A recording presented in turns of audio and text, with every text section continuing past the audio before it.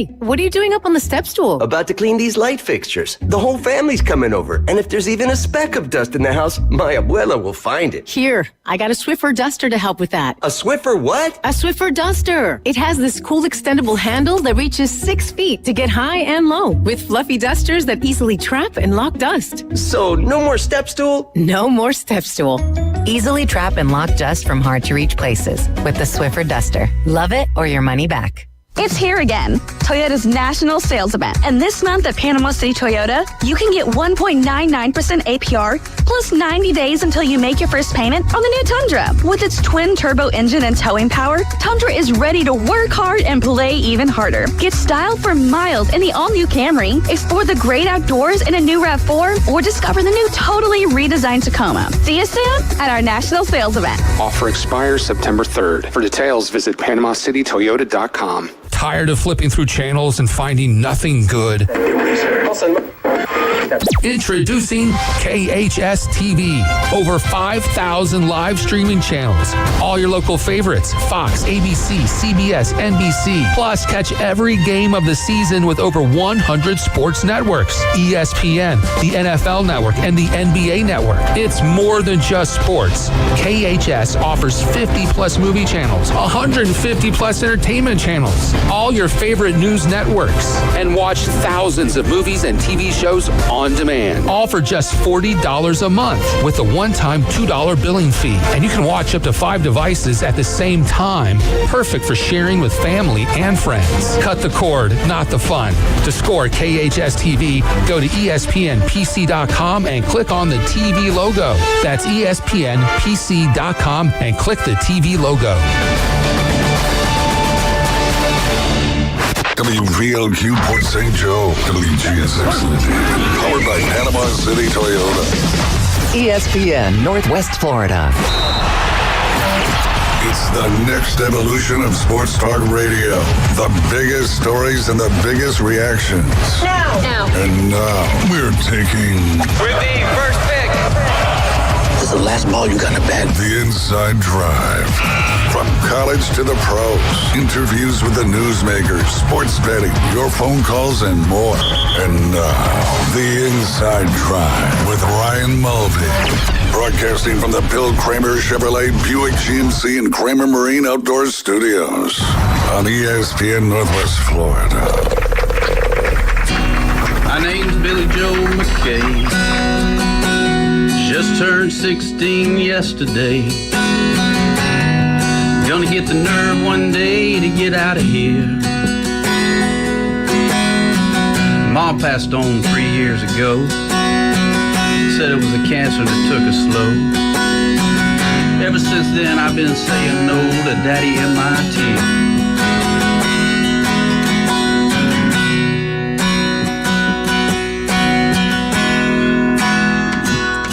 And it is Friday. You're listening to The Inside Drive live here on ESPN Northwest Florida. Jay, beautiful stuff, man. Beautiful stuff. Ballad of Billy Joe McKay. There you go. You go. We'll play it throughout the show. It's it's a good one. Yeah, it is a good one. Your guitar sounds fantastic this morning. You must have been practicing extra much. No practice. There you go. But you are listening to The Inside Drive. It is fun, and today, Fan Friday. As always, you're listening to us on 104.3 in Panama City Beach, 101.9 in Port St. Joe. Along that beautiful Forgotten Coast, you can watch, like, listen, comment, subscribe, share, follow, all those wonderful things on Facebook, YouTube, and Twitch. Just search it up, ESPN Northwest Florida. You can also download our free mobile app. Where, Jay? Google Play or Apple Store. That one you do need to search just 104.3. Jay discovered that for us a few weeks ago. You can also head over to ESPNPC.com, click that listen live button. It'll pop up right when you're ready to roll. And also, if you want KHS TV for only $40 a month, literally every channel you could possibly want, Jay,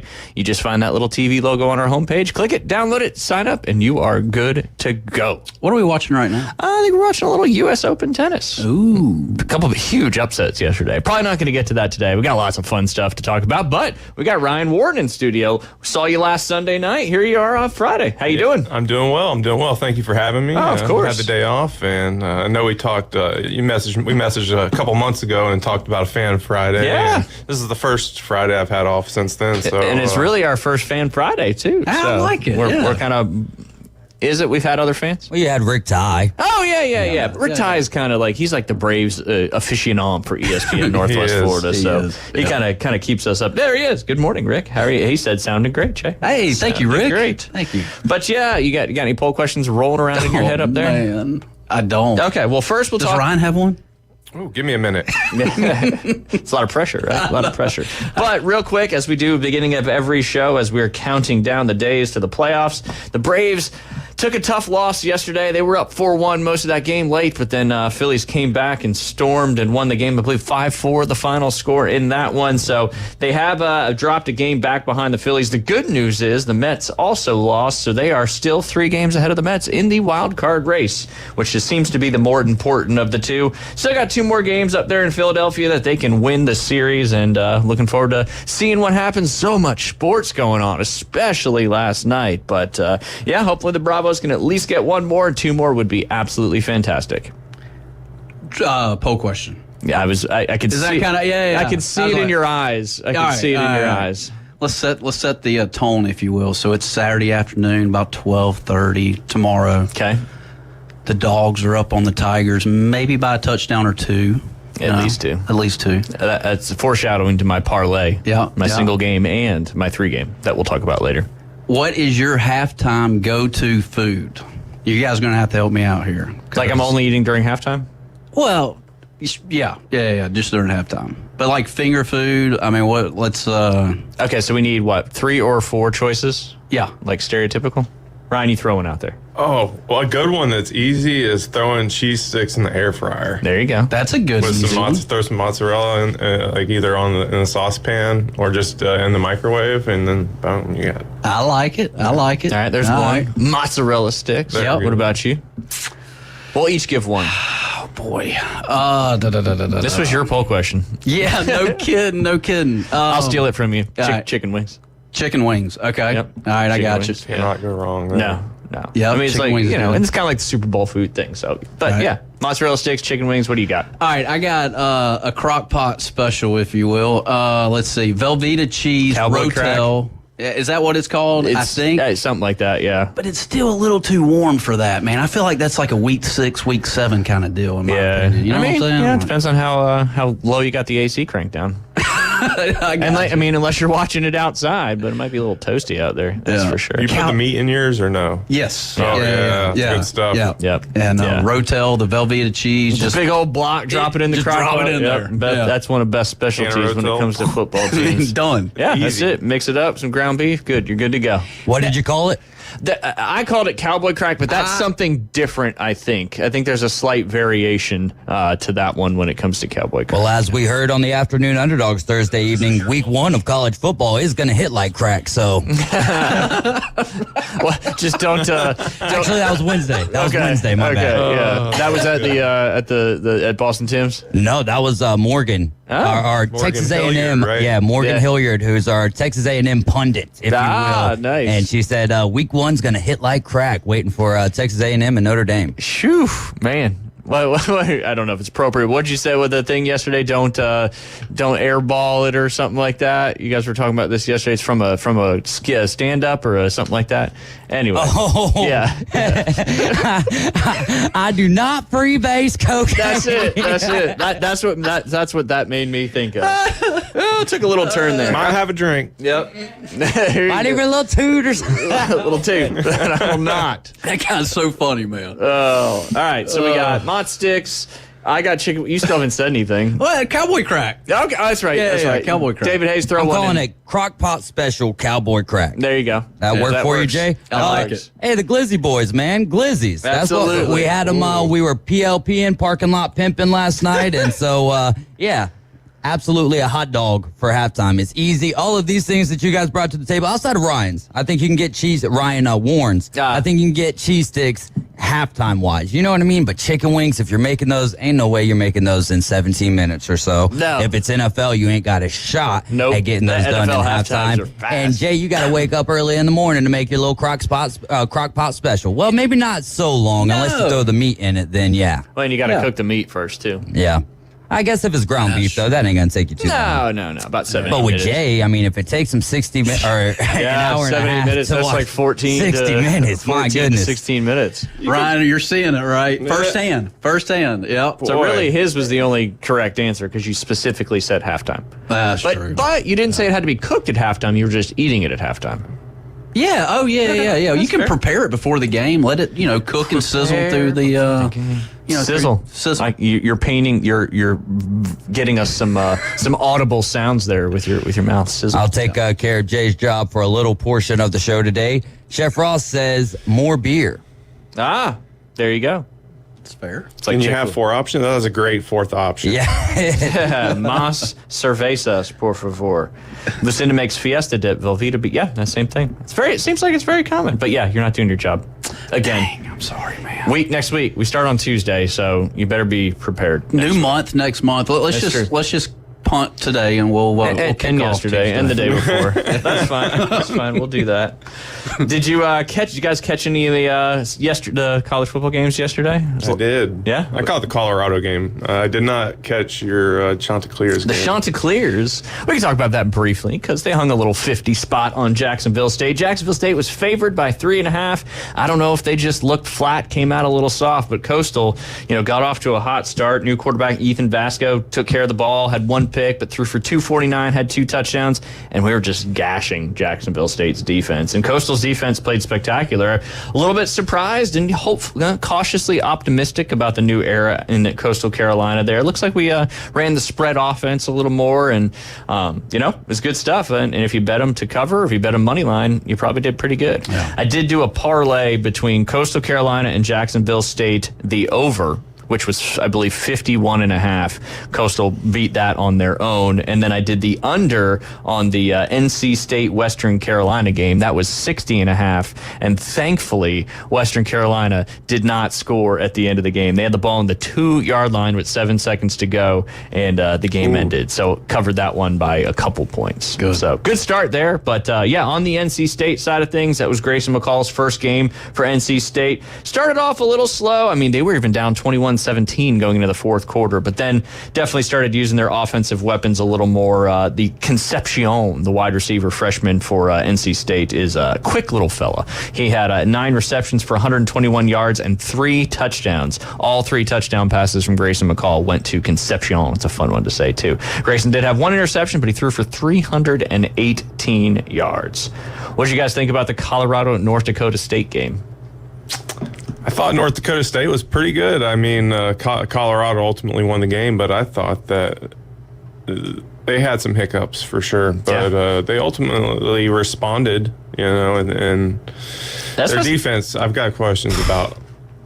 Yeah, their defense reminds me a lot of last year's defense. Yeah. Just a lot of holes. I mean, and to North Dakota State's credit, I mean, they're one of the best year in and year out FCS teams. I think they played in 9 straight national championship games at one point and had won a lot of national championships. And, their offensive line is a powerhouse. They always are. And that's why I ended up losing because I picked them yesterday and you guys picked Colorado. But, man, they were right there all game. And, Colorado's got to fix some stuff on defense. There's no doubt about it. Offensively, I think they looked good. I mean, North Dakota State got a lot of pressure again on Shedeur Sanders, which was his kind of thing last year. He was sacked, I think, almost more than anybody in the league. But still, Travis Hunter, Shedeur Sanders are still two great guys to watch out there. But if Colorado's going to actually, do better than they did last year, they gotta work on some defense. But I think if North Dakota State had 2 more yards or 2 more seconds on the clock, they maybe could have got it done. I think they're only down by 5 in the final. And that's what was crazy is Colorado could have took a knee and killed a lot more of that clock, but instead they went for a big shot there at the end of the game and it stopped the clock and it gave North Dakota State they had about 30 seconds to go. No timeouts. No timeouts. But if he could have just got that Hail Mary into the end zone because they ended up catching it on the 2. On the 2, and Colorado Colorado, they didn't go for the deflection, instead trying to go for the interception for some reason. That's bad coaching, in my opinion. Yeah, kind of like their defense a little bit. They were super aggressive, but North Dakota State just seemed to have the right scheme. I think Colorado expected them to kind of pound the ball a little more, but North Dakota did a great job kind of rolling their quarterback out, and I thought they did their game plan, in my opinion, was way better than Colorado's. What did you think of the game, Jay? You picked Colorado to go to the Final Four. Yeah, and Florida State. And after watching that, I don't do my homework, and so nobody knew that. The test happened last night, and I'm like, these guys aren't gonna, they're not gonna be a top 4 team. But what'd they say? 42 transfer ins last night. I just called a couple of key details. 42 transfers. You got 42 new guys. You got a new offense. Whatever it is, they're fortunate that they won the game, in my opinion. Oh, 100%. Agreed. Yeah. 100%. That could have easily took a turn. It was a very fast-paced game, I felt like. Now, it's the first football game I've seen since February, so... Don't forget about the 2-minute timeout. 2 minutes, You can't call it a warning. I guess that's copyrighted with the NFL. Are you serious? Yeah, that's what they call it. That's so odd to I know. me. They call it the 2-minute timeout. Okay. I learned something new today. There you go. Interesting. There you go. Did Dion ever take his sunglasses off last night? I don't think so. Is that his MO? He doesn't. Well, he gets paid by Blenders to wear them, so. Oh, I got you. Yeah. You can buy Dion sunglasses. I'm not going to hate on them. Yeah. I get migraines. I wear sunglasses a lot sometimes. Absolutely. Yeah. I wear sunglasses. I wish I would have wore sunglasses a lot more when I was younger to protect my eyes, but here we are. Now I wear them every time it's sunny outside. But I do think a question for you guys. Do you think Deion Sanders will be coaching at Colorado next year?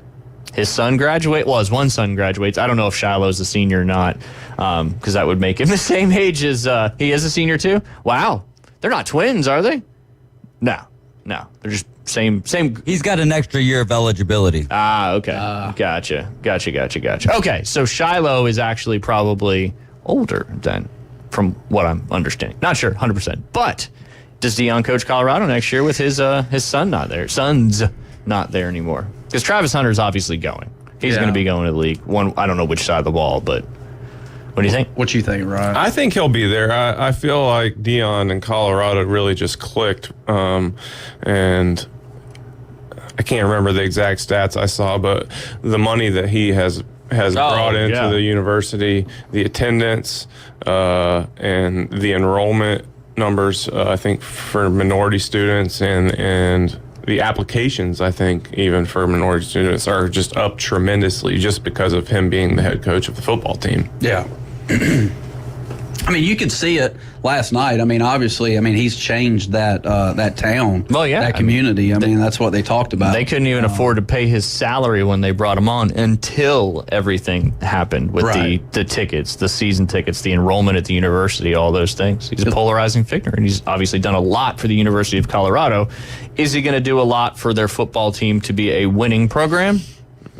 Time will tell, I guess. Well, looking at their schedule, man, they showed that last night, and they're back in the Big 12 again. Yeah, Nebraska next week. Pac-12, at Nebraska. At Nebraska, and you don't think Nebraska is going to be as hostile as you could imagine? It's going to be everywhere they go. They're going to get as much, more so passion than probably a normal big football game, just because of who they are. And the week after that, I think they have one of their biggest rivals in Colorado State, and that's at Colorado State. I remember last year there was a little bit of controversy over some comments the head coach from Colorado State had made. I don't remember what they were, but yeah, it's like you said, Jay, it's a tough go. And hey, if you want to go see them play in Orlando on the 28th, you can head down to UCF and watch the Colorado Buffs play right there. So, but yeah, their last 4 games of this, or really, like you said, they're on the road against Nebraska, then they go at Colorado State, their rival, then they're home against Baylor, so they don't have another home game for 3 weeks. Then they travel to UCF, then they host number 18 Kansas State, go to Arizona, they're number 21, home against Cincinnati, on the road against Texas Tech, home against number 12 Utah, and then they're at number 22 Kansas, and then they finish their regular season at home against number 17 Oklahoma State.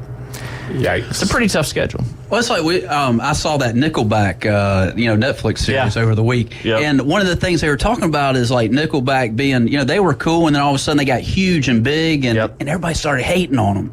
And I think, people hate you when you're at the top. Yeah, and the NCAA football, they don't need Colorado, because I feel like, I think NCAA football is in a great place right now. Especially with the PlayStation 5 game and all that kind of stuff. But, Colorado would be something big for NCAA if they needed it. Yeah. In my opinion.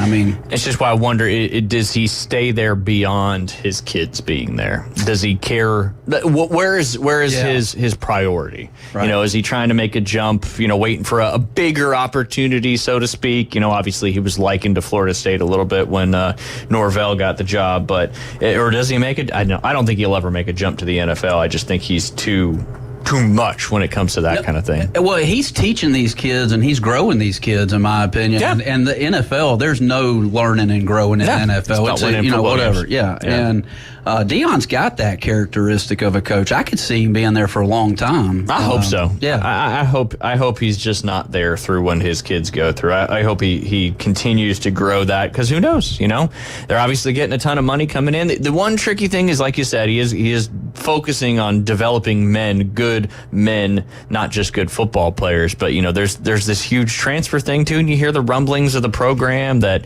why do you have so many guys leave, so many guys come in? I don't know. Maybe because it's really new to the them being in the spotlight. It's been a while since Colorado's been in the spotlight. But all right, coming up at the break, we're not going to take it quite yet, but don't forget, this is your last chance to give us a call. 850-215-6290. 2 Florida State tickets are up for grabs. We had the 2 winners from yesterday. We'll get one more at 11:20, and then at 12:40 we'll randomly generate a number 1 through 3. Again, a good listener of the show ended up donating these tickets to us to give away to one of our listeners. So we appreciate you guys very, very much for tuning in.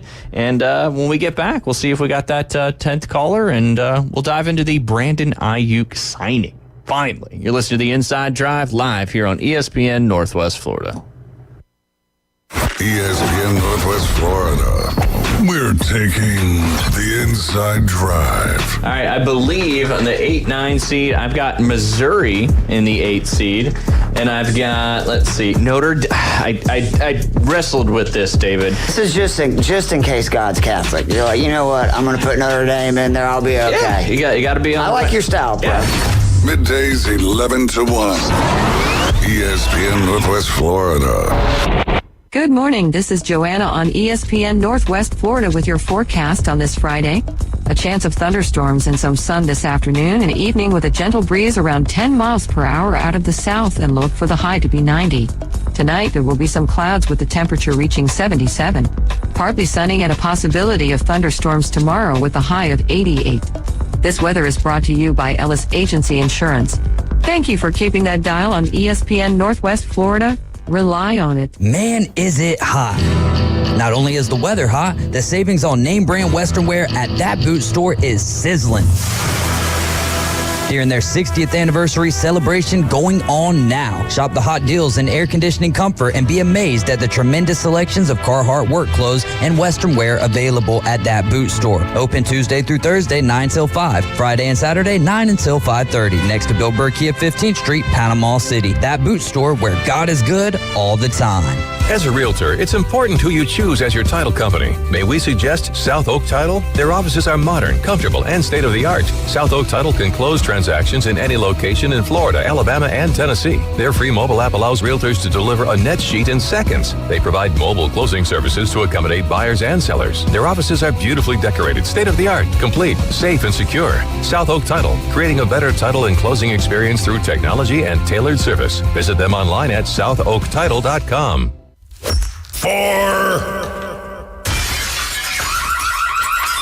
Don't mind me. I'm just playing through. Now back to the Inside Drive, live and local from the Bill Kramer Chevrolet Buick GMC and Kramer Marine and Outdoor Studios. ESPN Northwest Florida. If you come down our road, you gotta watch the bump. Right there across from the garbage dump.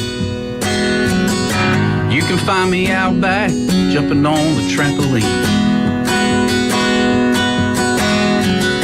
springtime, we'll be skipping school. Sneak off to the Cantrell swimming pool. Man, you can't get much cooler than me and my friend Arlene.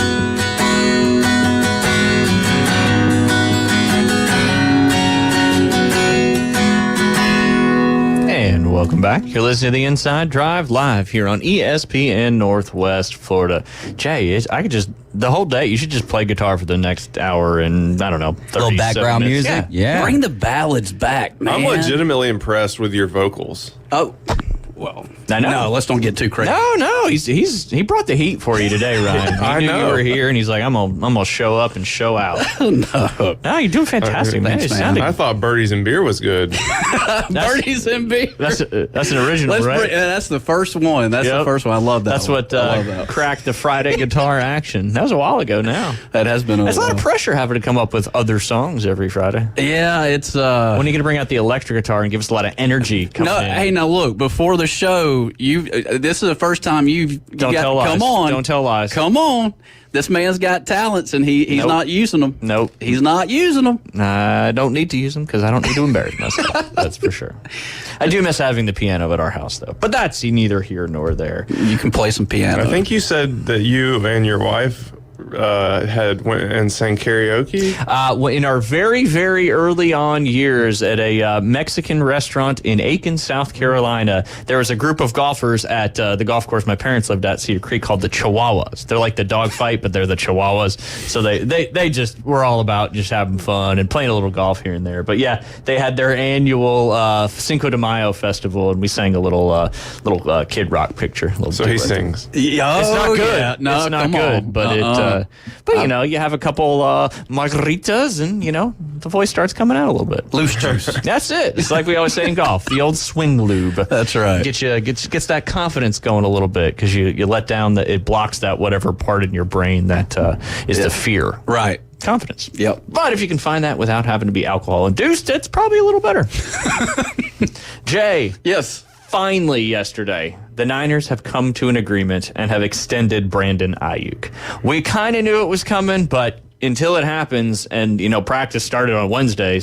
But here we are. Brandon Ayuk, he basically the exact same deal as Detroit gave Amon-Ra St. Brown. It's a 4-year, $120 million deal. His has $76 million guaranteed. That's obviously an average of $30 million per year, and that lands him in the top 5 among wide receivers, just ahead of Tyreek Hill, just below Justin Jefferson, CeeDee Lamb, and A.J. Brown. One of the cool things, well, not cool things, one of the interesting things about this deal is this offer that he accepted has been on the table since August 13th.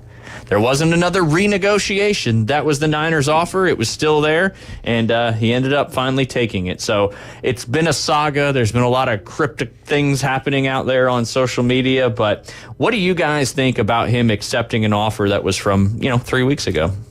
Well, I mean, what about if I play the lottery ticket tonight, lottery game, and I win, $50 million, I think if you don't show up on Tuesday, I'm going to be pissed. I think I'm going to be in Tallahassee. I think that's where you got to go, right? To Tallahassee to pick up your whatever.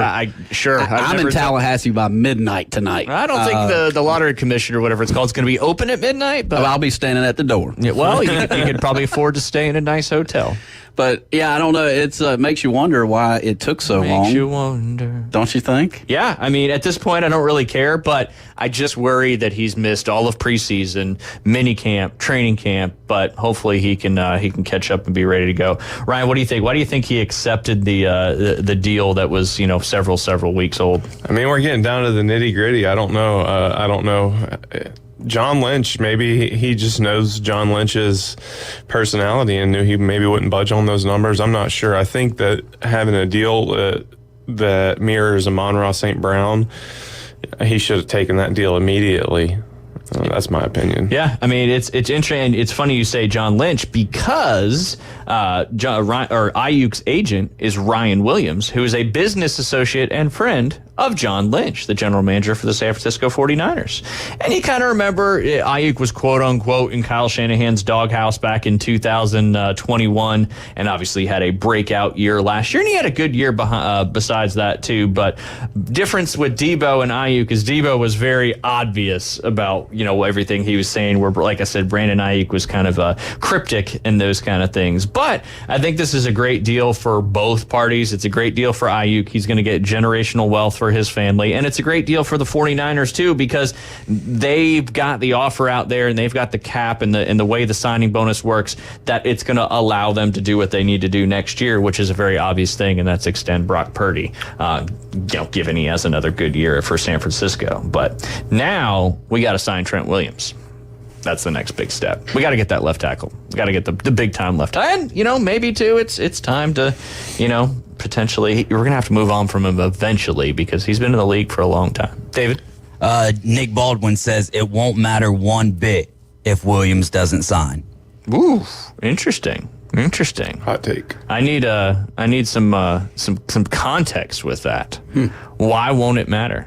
Is he going to play either way? Is that the thought? But I mean, he's obviously, and I think essentially he's saying without the blindside blocker taking care of Brock Purdy, is Brock Purdy going to be able to get the ball to Ayuk? He's saying if Trent's not there. Yeah. Okay. If he doesn't sign. Yeah, and a lot of people, that makes sense, because a lot of people are saying that the more important signing was Trent Williams versus Brock Purdy. I think Trent Williams, at the end of the day, he'll end up signing it. And Trent's one of those guys, he's been in the league for so long. He can just, I'm sure he's still in shape, all those things, and he can just pop right back out there and be fine. I think he's a vet, and he's, the best left tackle in the league, and hopefully we get him done, because we obviously have a ton of offensive weapons. But if Brock Purdy doesn't have time to throw the football, that could be tough. But he also has one of the quickest releases in the NFL when it comes to getting the ball out on time, and Shanahan's schemes certainly help that happen, no doubt about it. Next big talk is now going to be Ja'Marr Chase. Is he going to play? I mean, Ja'Marr Chase, different situation, right? He's got 2 years left on his contract. Most people are trying to get an extension when they're going into their final year of their contract. But do you guys think Ja'Marr Chase plays week 1? He better. I've got him on my fantasy draft. I think he'll be in. Yeah. Especially since he's got another year left on his contract. He's got a long time to bargain. Absolutely. And then, obviously, I don't know the exact quotes on the Dak Prescott, Jerry Jones stuff, but seems to be a little bit of back and forth going on down there in Dallas, with Dak basically saying he doesn't pay attention to what Jerry says, and Dak and Jerry Jones is, Jerry Jones, the general manager of the Dallas Cowboys forever /owner. And I don't think that'll ever change. What's the best way to prevent a hammy? Prevent a hammy? Yeah, hamstring injury. Stretching, good nutrition, fitness. A lot of good stuff. Stuff that these guys all have heavy access to. Gotcha. Don't run. That's a way to prevent a hammy stretch. Interesting. It's not good. Hammy stretch, quad stretch, calf stretch, those are just bad things when it comes to playing football. You're the coach. Not a football coach. You coach basketball. Yeah. I'm just playing. I like You don't have to say that he knows. Yeah, I know. He knows. Oh, man. All right, let's talk a little bit about the 2024 first-round draft quarterbacks and where they stand going into the season. Want to get y'all's thoughts on this one. Obviously, Caleb Williams, he was named the starter. He was number 1 draft pick, knew he was going to be the starter. Ryan, obviously, we have you in studio today. What do you think the ceiling is for Caleb this year with the Bears? Do you think he's going to bring them to the level that they expect? I think he's got a pretty high ceiling with DJ Moore and Rome Odunze. Yeah, absolutely. And I have all 3 of them on my Inside Drive fantasy team. Nice. So yeah, you're banking on him for sure. He's my backup. I actually got him in like the 15th round as a bargain. Yes. That's right. I remember that. I was like, dang, look at you. Wow. Look at you. I blame Jay for that one. What about you, Jay? Caleb Williams, I think we've already talked about it. The real deal for you? I don't know all the details. Here's what I did catch earlier this week. All right, this is what I did catch. The Bears have a very easy 7 or 8 weeks coming into the season. Yeah. And so if he can catch fire and get a few easy games under his belt as an NFL quarterback, because there's going to be jitters for him, I'm sure. Of course. The first few games. The Bears may have a chance. I picked them in our pick'em earlier this week. The divisional pick'em, The divisional pick'em. Absolutely. So I've got big things for Chicago this year. I like that. Well, what do you think about Jaden Daniels? He was named the starter a few weeks ago for the Washington Commanders.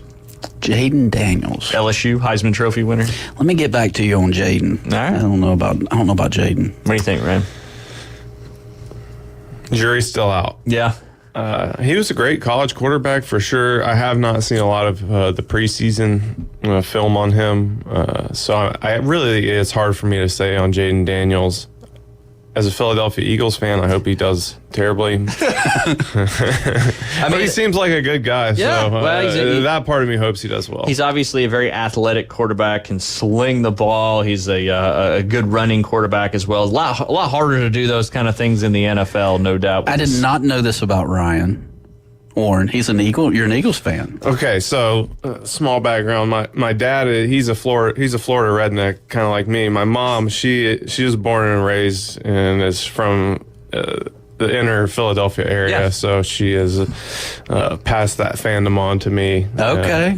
All right. That's one of those fandoms that like you have no choice but to be passed on to the passion there. Right. Yeah. It's pretty intense. Yeah.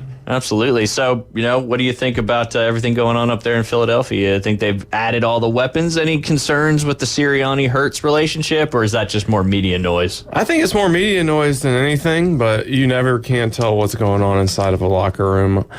However, I think that they jive pretty well. I think their personalities seem pretty similar. I know they both have intensities, but they both have a calmness about them as well that I like. Only time will tell. I think that this past season was a good showing by Jalen Hurts, and I think that this year the ceiling is very high. Yeah, I mean, they were on their way last year, and then things just kind of changed, and for some reason couldn't recover from it. But, hey, we're starting a new season. David picked the Eagles in the NFC East. You picked the Cowboys, and I just threw the Commanders out there just because, you never know. And I was looking at the trends in the NFC East, and about every 5 or 6 years, the Commanders or the Redskins or the football team, because all three names have won. The Commanders haven't won the division, but the other two names have won the division when they were like plus 2,500. So that's just a division that still hasn't had a repeat winner in quite some time. So maybe it's the Eagles again. Maybe it's the Eagles this year because the Cowboys got it last year. I sure hope so. I think we maybe all three can agree it's not going to be the New York Giants. Oh, yeah. If it's the New York Giants, then I don't know what happened to the other three teams in that division because the Giants are, that's a mess. That is a mess for sure. All right. The other first-round quarterback, Drake May. He is the backup to Jacoby Brissett. Brissett was named the starter a couple days ago. Drake May, do you think we see him through the season, or do you think they kind of keep him back there, kind of trying to do the Jordan Love treatment a little bit?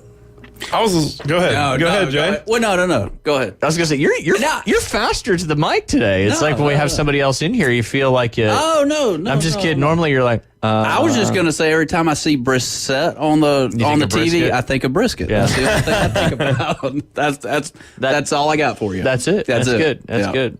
I was listening to the Dan Patrick show on the way in, and they had a guest on that ranked Jacoby Brissett last in the starting quarterbacks, the 32 starting quarterbacks. So that tells me that Drake May is below him. That's not a good sign. Yeah. Well, and even and David was talking about it the other day. I think it referring to Drake May was saying that Drake May is not the second best quarterback on the roster. I think kind of saying that maybe he was better than Jacoby Brissett, but it's tough to make that transition your first year. And I mean, Hendon Hooker had was it Hendon? No, it wasn't Hendon Hooker. Who was the quarterback from Tennessee that's their third string guy? Oh, I'm drawing a huge blank. David, I know you got Malik Willis? No. Tennessee. No, not Tennessee Titans. The third string quarterback for the Patriots. He played at Tennessee. Oh, Joe Milton. Joe Milton. Thank you. And he had a great preseason. So now Malik Willis went somewhere else, didn't he? Green Bay for a 7th rounder. That's right. That's right. There you go. Finally got rid of Malik and all those drafts. And Will Levis, just like the mayonnaise floats to the top of the coffee, Will Levis floats. Does it float to the top of the coffee? I would just assuming so. I'm assuming so. Again, that viscosity. Yeah, there you go. Might float up. I'll go make a cup right now. I got some mayonnaise in the refrigerator. No, we got to wait until Tennessee plays week 1. It is terrible, isn't it, Ryan? That is just well, he said. I'm not saying we're going to drink it. We could just do a little scientific experiment. I'm waiting for Tennessee to win week 1 against the Bears, so you have to drink. Yeah, if they beat the Bears, I'll take a sip. I'm not going to say I'm going to swallow it. I'm just saying I'll take a sip. Just swaller down in the holler. Just get you a swaller. David Hayes will eat anything. He'll drink coffee with mayo. That's a fact, Jack. So you can't draw the line there. You can't keep going there. I know the Patriots. They probably want to see him in though with the third overall pick. Yeah, is that right? Yeah. So I think we'll see him. Ultimately, yes, is my answer. Agreed. All right, Michael Penix Jr., he is the backup to Kirk Cousins. I don't think he comes in unless Kirk gets hurt. What do you guys think? I think they're taking the same approach, that approach of... Because they paid him a lot of money, not Penix, but Cousins. I think Tom Brady's kind of been outspoken on that, too, about how many rookies are starting this year. It's quite a high number, but I think that the Penix move is going to probably, it could pay off really, really well. Could see it a little bit like the Packers when they brought in Jordan Love behind Aaron Rodgers, and eventually, 3 years down the road, he became the starter. Yep.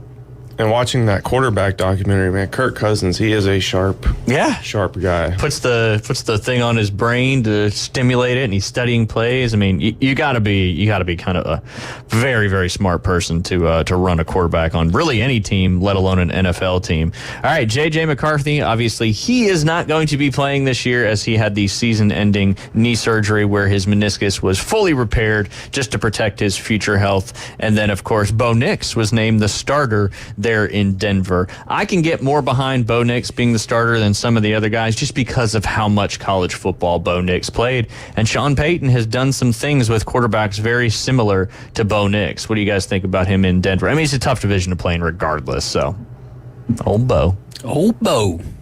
He's a veteran at this point. I know. Seasoned. Yeah, and Bo Nix is. I mean, if you watch him film and watch him play, he is very good at reading and getting the ball out fast. So I think he's going to have success in Denver. Are they going to win a ton of games? Probably not, but I think he's the right guy to kind of restart things, and I'm definitely pulling for him. Yeah. Is there any quarterback here? Notably, some of the first-round quarterbacks, sometimes it's a lot of the first-round quarterbacks, if you go back to the 2021 draft, don't end up being a starter a couple years down the road. Do you see any of these guys kind of falling off the wayside and, maybe becoming a Trey Lance kind of guy where you just kind of fade off into the distance? What were some of my options there? Caleb Williams, Jaden Daniels, Drake May, Michael Penix Jr., J.J. McCarthy, and Bo Nix. I'm going to go Bo Nix. I'm going to say Bo Nix. I say he's a one-hit wonder. He hasn't hit yet. Well, that's true. Yeah. But why? In the preseason. Yeah. He looked really good in the preseason. He did. Yeah. But, why? Why do you think he's just because? I need some context. Maybe he was a great college football quarterback. Maybe he doesn't transfer. Struggled at Auburn a little bit. Yeah. But maybe he doesn't transfer well into. What about you, Ryan? Anybody that you think that may not be? Because there's going to be at least one. There might be a couple. I think Drake May is my prediction because the New England quarterback carousel has been going around since Tom Brady left. Yeah, no doubt. I agree with that. I think that's the one I was going to say. I see Penix coming in at some point down the road to take over for Kirk Cousins. I think J.J. McCarthy will be the starter next year. Caleb Williams, if he doesn't pan out, then goodness gracious. And then Jaden Daniels, I could see Jaden Daniels potentially being the second quarterback from this draft class that was drafted in the first round. That may not pan out long term, but yeah, Drake May, I think, has got the biggest uphill battle, no doubt. Agreed. But we got to go ahead and take a quick break. Ryan Warren in studio with us today. You're listening to the Inside Drive. Don't forget, coming up at 12:40, we'll announce the winner of the FSU ticket giveaway. You're listening to the Inside Drive. We'll be right back. Only 104.3 ESPN Northwest Florida could bring sports fans like you an app this powerful. The sports content you crave is always on. Live stream us everywhere you go. Now with upgraded programming and live game schedules, you'll always know when the Atlanta Braves and your favorite games are playing. Plus, interact with our local hosts in real time and so much more. The new app for the sports fanatic is available at the Apple Store and Google Play. From 104.3 ESPN Northwest Florida. Los Rancheros has been doing it right for 20 years. Los Rancheros brings a top-shelf dining experience to you with the opening of their beautiful new building. Watch all college and pro games on Los Rancheros' 14 large-screen TVs with great drink specials daily from 2 to 5 and during all the games. Los Rancheros, the place for live sports and great food on 23rd Street between Jenks and Harrison. You owe the IRS back taxes, and dealing with the IRS stresses you out. Fortunately, IRS Problem Relief can help you resolve back taxes and represent you to the IRS so you don't have to face them alone. Last year, IRS Problem Relief saved clients drowning in tax debt. And IRS Problem Relief is a local company right here in Panama City, not some 800 number where you can never talk to the same person twice. Put those problems behind you so you can focus on moving forward. Call Edward Corey with IRS Problem Relief, 850-784-8176. For a free consultation, call Edward Corey with IRS Problem Relief. It's 850-784-8176 or visit irsproblemrelief.com. Coming in hot. So hot. It'll be a hot one. Really hot. Goddamn. The Inside Drive with Ryan Mulvey. Live from the Bill Kramer Chevrolet Buick GMC and Kramer Marine Outdoor Studios on ESPN Northwest Florida. My granddaddy's hands are warm from 50 years of growing corn. Back behind the house where I was born before we had to sell. My cousin Eddie, he got shot in a Walmart parking lot. This little town's changed a lot. He said it hurt like hell.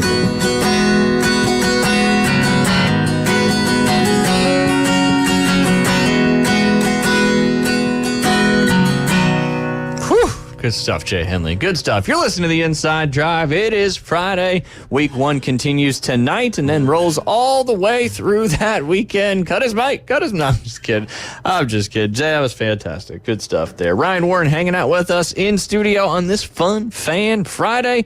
You know, I was talking about this year's draft class and who will maybe make it, but let's take a look real quick at the 2022 quarterback draft class and see who's still floating around. This is the entire quarterback class from 2022. You had 1, 2, 3, 4, 5, 6, 7, 8, and 9. 2 of them are left on active rosters. Well, one of them's the starter. One of them is not. Do you know who the starter is from the 2022 draft class? Ryan, help me out. Let's see. Brock Purdy. Whoa! How the heck did you get that right?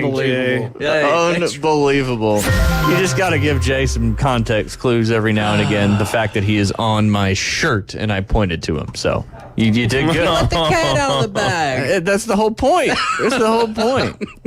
You had me fooled back here because I'm over here working on the roster for Mosley, and I was like, "Oh, great job, Jay!" And now, you gave away the context there. I know. I just don't want people to think that he's turning over a new leaf. I don't want them to get excited and he's got some stats. Just raking the same old leaves over and over again.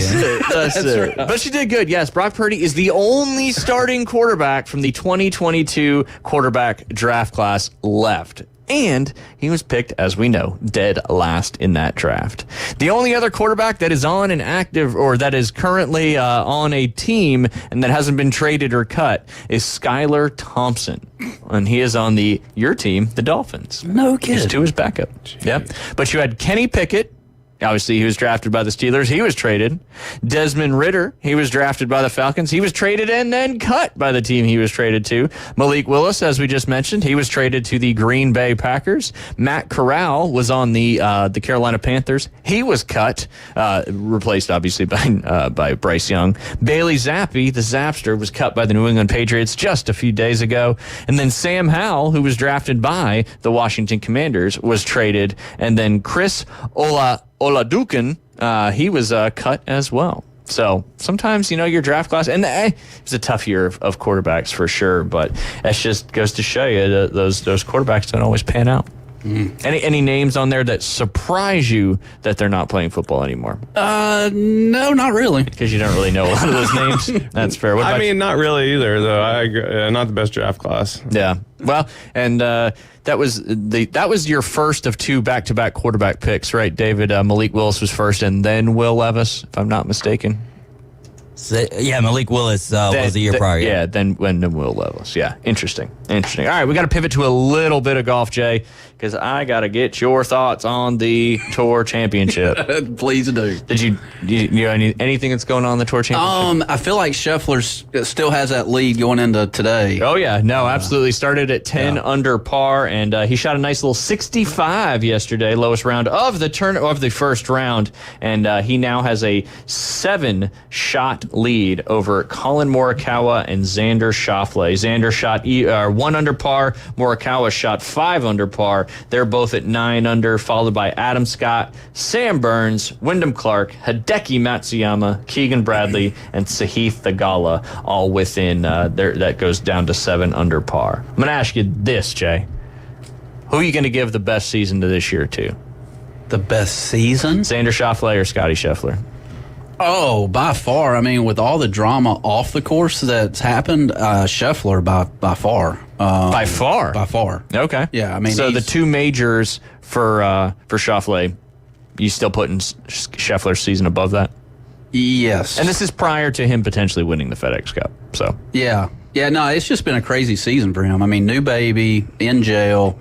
Briefly, the drama that went along with all that and the way that he came and overcame that is pretty unbelievable. Yeah. Olympic gold. Yeah. Thank you, Ryan. Yeah. Thank you. Absolutely. And the 6 tournaments he won were all either signature events or, well, the TPC Sawgrass Players Championship is, I guess, a signature event too. Yeah. So won the Masters, won 6 signature events, won an Olympic gold medal.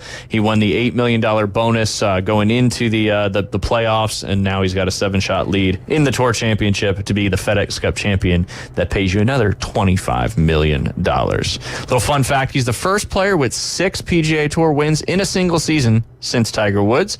He's also the most out of any other player on the PGA Tour. He's got 15 top 10 finishes.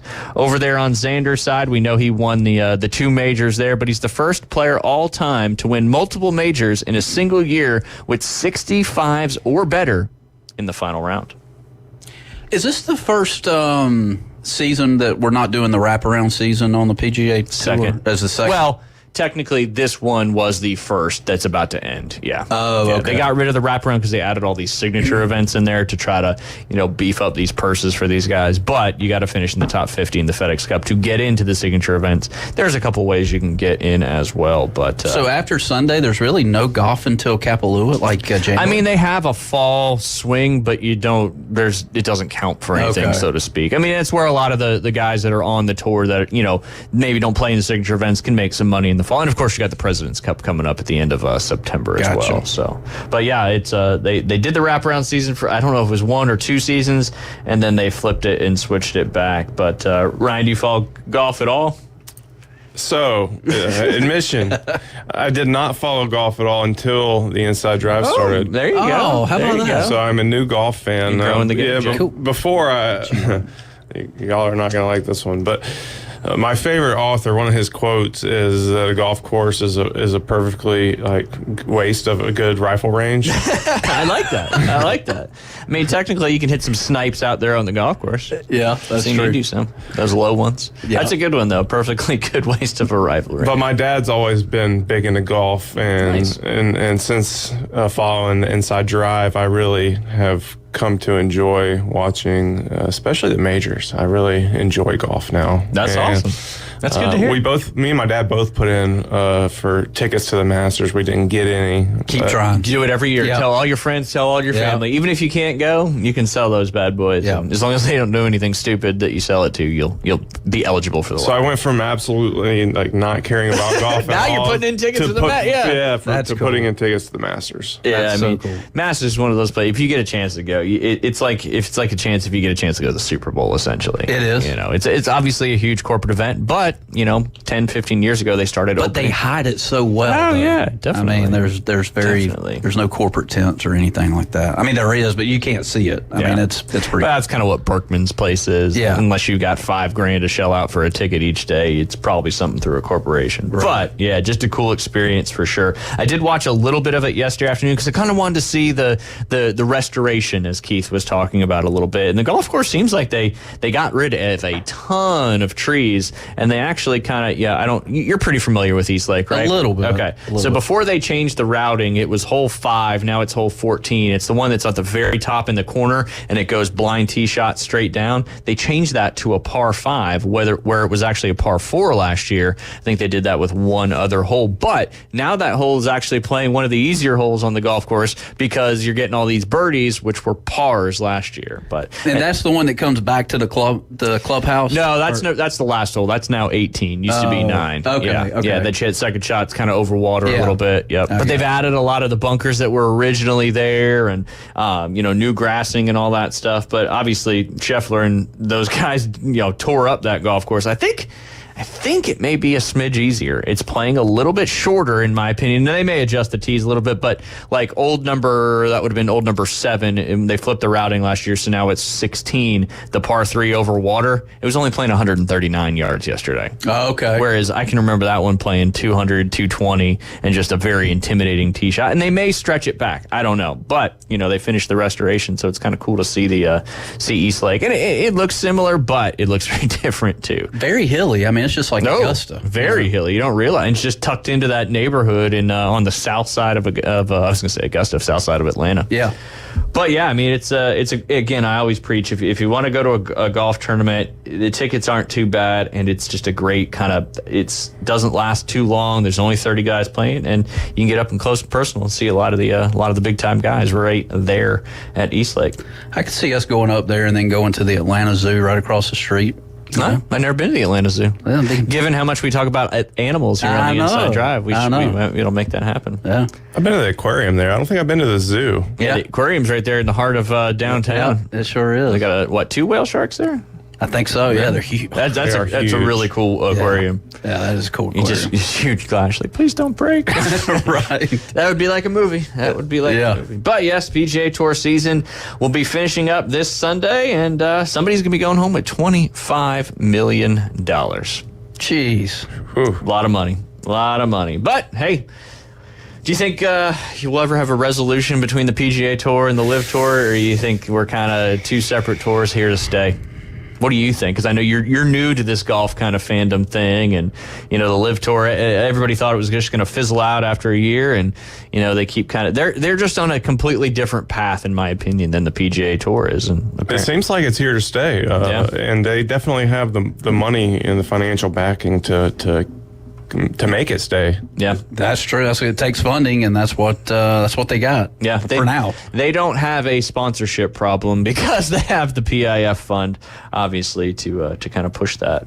But has it grown the game? That's the question. No, it hasn't grown the game. Yeah, that's kind of what. And even some of the guys that are on they go out and say, I didn't do this to grow the game. I did this to change my family's life with the kind of money that they can win. Right. So, but yeah, and what the PGA Tour is doing too with the signature events and all their stuff, and you're limiting these fields with no cuts. Is that growing the game too? I don't know. Yeah, I don't know. I don't know if either one is really growing the game right now. I think you're seeing more growth of the game in the grassroots sector, kind of like what you're doing, and like what you talked about. He's now watching golf because we talk a little bit about golf here on the Inside Drive, and if you can get one person into the game that's never played before, that's a win. That's right. And if you can get those latent demand folks that play once or twice a year to play 3 or 4 times a year, that's what it's all about anyway. I will say that LIV definitely That's probably in the last 20 years the one single thing that's made me take a big look at golf. Really? Absolutely. Huh. There you go. It's that polarizing because where the money comes from, the Saudis, the story behind it, people leaving the PGA Tour, and then the LIV players not being able for a certain amount of time to play major. Yeah. There was a lot behind it, and it was polarizing for someone who wasn't even a golf fan. Yes, yeah. I didn't really think about it from that aspect. It's just the story itself and what was happening was interesting enough to kind of pull you into the sport of golf, just because that had never ever happened before, and just one of those things that completely, and it happened here on the Inside Drive. Yeah. And that news broke. That was wild. And then guys started going. And, the only one that I think really regrets going is Jon Rahm, because he's said it out loud that he regretted going on the LIV Tour. And he did it for the money. That's right. I mean, and I think most people can say if somebody throws a couple $100 million at you and, you're probably going to take it. Yeah. Why does he regret it? I know the PGA Tour is more prestigious. Is that the reason? No, I think it's more just he kind of said it was the competition, and just, playing with all his buddies and stuff like that. And he was also playing some tough golf during that stretch as well. So Jon Rahm's always kind of been a very, I don't want to say hothead, but a very kind of up and down emotional guy. So, but he won a tournament a couple weeks ago on the LIV. So, that big time paycheck probably made it just a little bit better. Oh yeah. But it's that time, the top of the hour. We got to go ahead and take a quick break. We may do a little hybrid action today, Jay. Do a little afternoon delight debrief and get to our pick'em, because we got to do some parlays at the end of the show. You're listening to the Inside Drive. Afternoon delight debrief coming up next. 104.3 ESPN Northwest Florida is your official radio home for Auburn Tiger football. The tailgating, the crowds, the noise. All the excitement of Auburn football is back, and you can hear every game right here. It's Auburn versus Alabama A&M. Join us for kickoff on the Plains this Saturday. Coverage starts at 5:30, kickoff at 6:30 on your home for the Auburn Tigers on the Gulf Coast, ESPN Northwest Florida. Good morning. This is Joanna on ESPN Northwest Florida with your forecast on this Friday. A chance of thunderstorms and some sun this afternoon and evening with a gentle breeze around 10 miles per hour out of the south, and look for the high to be 90. Tonight, there will be some clouds with the temperature reaching 77. Partly sunny and a possibility of thunderstorms tomorrow with a high of 88. This weather is brought to you by Ellis Agency Insurance. Thank you for keeping that dial on ESPN Northwest Florida. Rely on it. It's here again, Toyota's national sales event. And this month at Panama City Toyota, you can get 1.99% APR plus 90 days until you make your first payment on the new Tundra. With its twin turbo engine and towing power, Tundra is ready to work hard and play even harder. Get style for miles in the all-new Camry, explore the great outdoors in a new RAV4, or discover the new totally redesigned Tacoma. See you soon at our national sales event. Offer expires September 3rd. For details, visit PanamaCityToyota.com. WGSX Lynn Haven, WVLQ Port St. Joe. Powered by Panama City Toyota. And that's out of the ballpark. ESPN Northwest Florida. Ellis Agency Insurance has been serving Panama City and Bay County for years. They offer a full line of affordable insurance coverage of all types. Many people are attracted to Ellis Agency Insurance because of their friendly, knowledgeable staff. Call independent agent Johnny Ellis for a true comparison of your personal or business insurance. Ellis Agency Insurance at the Old Cullen Insurance location, 1134 Harrison Avenue, across from Dandy Donuts and Deli. Call 763-1627. Welcome to the Inside Drive, the next big thing. It's a big, huge, giant deal. Sports betting, huge reactions, your calls and real-time coverage of the stories you're following. Broadcasting from the Bill Kramer Chevrolet Buick GMC and Kramer Marine Outdoor Studios on ESPN Northwest Florida. Sky rockets in flight. Afternoon delight. And we are back. You're listening to the Inside Drive live here on ESPN Northwest Florida, 104.3 in Panama City and Panama City Beach, 101.9 in Port St. Joe. You can watch, like, listen, comment, subscribe, share, and most importantly, follow all of our social channels. That is Facebook, YouTube, and Twitch. Just search it up, ESPN Northwest Florida. You can download that mobile app so you can listen to that Mosley game from home if you like. But if you're at the game, you need to make sure you got your little handheld radio in there so you can listen to the live call from David Hayes and Kyle Wright tonight as ESPN Northwest Florida is your home for the Mosley Dolphins as they take on Bay High over there at Tommy Oliver Stadium. Kickoff at 7 p.m. Afternoon Underdogs will be live from Tommy Oliver Stadium at 4 p.m. At 6 p.m., they'll kick it over to Coach Brian Haddad and Coach Andy Siegel for the pregame show, and then they'll kick it back over to David and Kyle as they'll bring you the call right there for the Mosley Bay game coming up tonight. We'll talk a little bit more about that in the final segment. Also, I got to thank our studio sponsor. That's Bill Kramer, GM, and Kramer Marine and Outdoor. Jay, where can you find the mecca of boat and car dealerships? Ryan, is that at the corner of 23rd and Frankfurt Avenue? I think so. Is it? Okay. I don't know if you're asking him or me. Oh, that's right. I forget. I got two Ryans. If my daughter was here, it'd be super. It would be crazy. But yes, that is Bill Kramer, GM. They are right there at the corner of Frankfurt and 23rd Street. The 24s are going out for the 25s to come in. Great deals, great rates.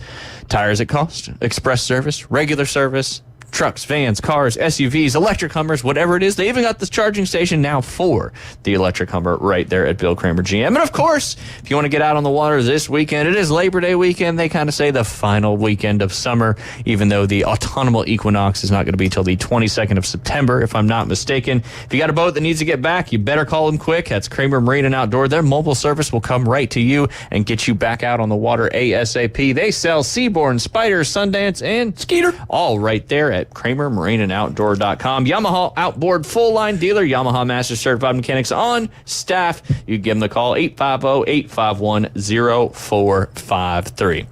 Do you want to do some stories first, or do you want to do the pick 'em first? That's up to you. Let's do some stories first. Some stories? Yeah. You want to start with the one you were talking about? The first one was, I'm not a Starbucks guy, but last night I decided, hey, it was cool outside, and I was like, you know what? It was cool outside It felt nice. It felt nice, yeah. And after the rain. Yep. Yeah. After the rain. Cleared things out for us. And I was at sitting outside at Starbucks and having a coffee about cup of Joe. And I noticed this Cybertruck just totally just comes into the Walmart parking lot, over at Pier Park. And it wasn't super busy, but the dude basically parks his Cybertruck on the very last row of the Walmart parking lot. I mean, there's 14 spaces in front of him, right? And I'm thinking, is he just worried that a buggy's going to come and just ram that Cybertruck or something? I don't know. Anyways, it's random. They're bulletproof. Yeah. I don't know. Just drive it over everything. Yeah. Park right up front. That's what I would do. That thing's super wide, though, man. Have you noticed? I don't even see. Yeah. Maybe he had to use 2 parking spaces. I don't know. Maybe. I'm a fan of Tesla, but I'm not a fan of the Cybertruck. Yeah. About $100,000. To each your own. Yeah. Right. There you go. Yeah. I don't know. $100,000 doesn't go a long way nowadays when it comes to new cars. No. But yeah, Ryan, did you have one you wanted to jump into? I saw some scrolling there, so I kind of got excited that you might have had I did see one from the California Highway Patrol. French fry spill shuts down California highway. A crash that left boxes of French fries scattered across the road shuttered a major California highway on Thursday. California Highway Patrol, an organization made world famous by the 1970s TV show Chips, closed the southbound 15 freeway in downtown LA after the early morning smash. Reports said several vehicles had been involved in the collision, including a large truck carrying frozen French fries. Footage from the scene showed multiple boxes of French fries, known as chips, in parts of English-speaking world scattered fish and chips, over the road surface. I thought you meant chips. Chips had to clean up the chips. Or they didn't have to clean up the chips. They had to shut down the chip spill. I thought he was talking about Chips, the motorcycle show back in the day. The 2 police officers. California Highway Patrol. That's what it is. That's what Is CHIPS. okay. I'm sorry. It was like an acronym. Really? Really? You didn't know CHIPS was an acronym for California? I did. Okay. I All did. right. Thank I did. goodness. I Thanks did. goodness. I was going to Chips ask. are another name for French fries. Right. Fish and chips over there in, as you would say, across the Very pond. punny. Very punny story. Punny. Do you want to tell your father-in-law story? Oh yeah, man. I mean, I got to. You have to. I mean, you told me, so you got to tell the world. the year is 2003, and I'm I graduated high school. married. Oh, okay. So you graduated high school. Ryan, where are we at in your life at this point? Ryan Warren. I am enjoying the awkward middle school years. No, okay. All right. The transitional years, as some might say. Yes, the 8th grade, I believe. Nice. There you go. Well, I'm getting married, okay, and we decide we're going to do a bachelor party. We're going to go to a Braves game and just kind of do it up. So I've got my dad and my brother and my cousin and a couple of friends or whatever, and my father-in-law at the time. Well, not yet, technically. Oh, yeah, not yet. And so we go to the Braves game. I think the Braves ended up winning. And, typically the Braves are over about 10 o'clock. So now my father-in-law has not said anything all night long. I mean, he's watching the game, not saying anything, right? Hadn't said 2 words. Well, we get back into I think we may have rented a van that evening, but we get back into the van and, it's like, man, it's 10 o'clock. I mean, it's your bachelor party. I mean, we're not going back to Griffin, right? That's a hike. And so somebody says, what about the old shoe show? Ah, yes, the shoe show. The shoe show. And I'm like, it's my bachelor party. I mean, let's go, right? And we're still trying to determine. My dad's face is like red. I mean, I'm like, this is, I guess we're gonna do this. Yeah. That's weird though. You go into a shoe show with your dad. But anyways, can't say I've done that. Hey, it's a bucket list item. It's a bucket list. You heard him here on the Inside Drive. Shoe show with your dad's a bucket list item. I mean, my dad's pretty cool. I could see it. Yeah, there you go. Yeah, There you go. yeah. And so, yet again, I'm going to emphasize my father-in-law has not said anything all evening. I mean, he has not said one word. So we're sitting there and we're like, hey, where is the shoe show? And this is before GPS. This is before Siri. And and so there's silence. And then all of a sudden, my father-in-law, granted, he has not said one word all night. That's the best. He goes, you go 2 red lights up, hang a right, go a mile, hang a left. It's going to be you're going to go around the U-turn, and it's right there on the left. And I'm like, have you been there a few times before, have you? There you go. It's a regular, some might say. He had regular. He had the punch card. The punch card, exactly. After 9 visits, at 10th, you get something. I'm not sure really what. So we went to this first one, and flip-flops were not allowed. We were wearing flip-flops, and flip-flops, you could not enter this establishment with flip-flops, so we couldn't go to that establishment. Safety first. Safety first. Always wear shoes in the house and at the shoe show, which is ironic because it's called the shoe show. That's right. Closed-toed. That's it. Say what? Closed-toed. You got to have closed toes. Yeah. Should have been like when you go on a ropes course and they give you like the croc things. They should have had something at the entrance so you could go in. See, thank you. You got to be thinking about your customers. That's it. Yeah. Consumer. Yeah. It's the consumer. You got to build loyalty, brand loyalty. You got to take care of them. That's right. Customer service, man. It's just, even 2003, it was dying at that point, apparently. Absolutely. Man. Anyway, that was a good one. Thank you for sharing that with us. Absolutely. That was it was a great experience, and I recommend taking your dad to a shoe show one evening. Wow. That's the big moment here. Culminating this week. And don't ask Aaron about that when we come in at the 12:20 segment. I gotcha. Don't lead with that as your question for Aaron. Be like, hey, Aaron, have you ever been to the shoe show with your dad? And I don't know if you've seen Aaron's dad in the studio, but I would be surprised. I would be too. All right, let's dive into some pick'ems. David, you got maybe 8 minutes-ish to do our pick'ems for this week coming up. Jay, we will start with you. Ryan will throw it. We picked 3 yesterday. So the results of yesterday, y'all both were haters and picked Jacksonville State. Where is Jacksonville, Alabama, by the way? It's in Alabama. Thank you. You're welcome. I never. Nobody really knows. I've asked like 10 people in the last 24 hours and nobody can tell me. And most of these people are from Alabama. Jay, I figured you'd know. No. Yes, I could have Googled it too to figure it out, but I was trying to get somebody to tell me What's first. the fun in that? I know. The corner of BFE and you got a pretty mouth? Yeah, Ali. It's over there by Booker T. City. West Point, Alabama looks like.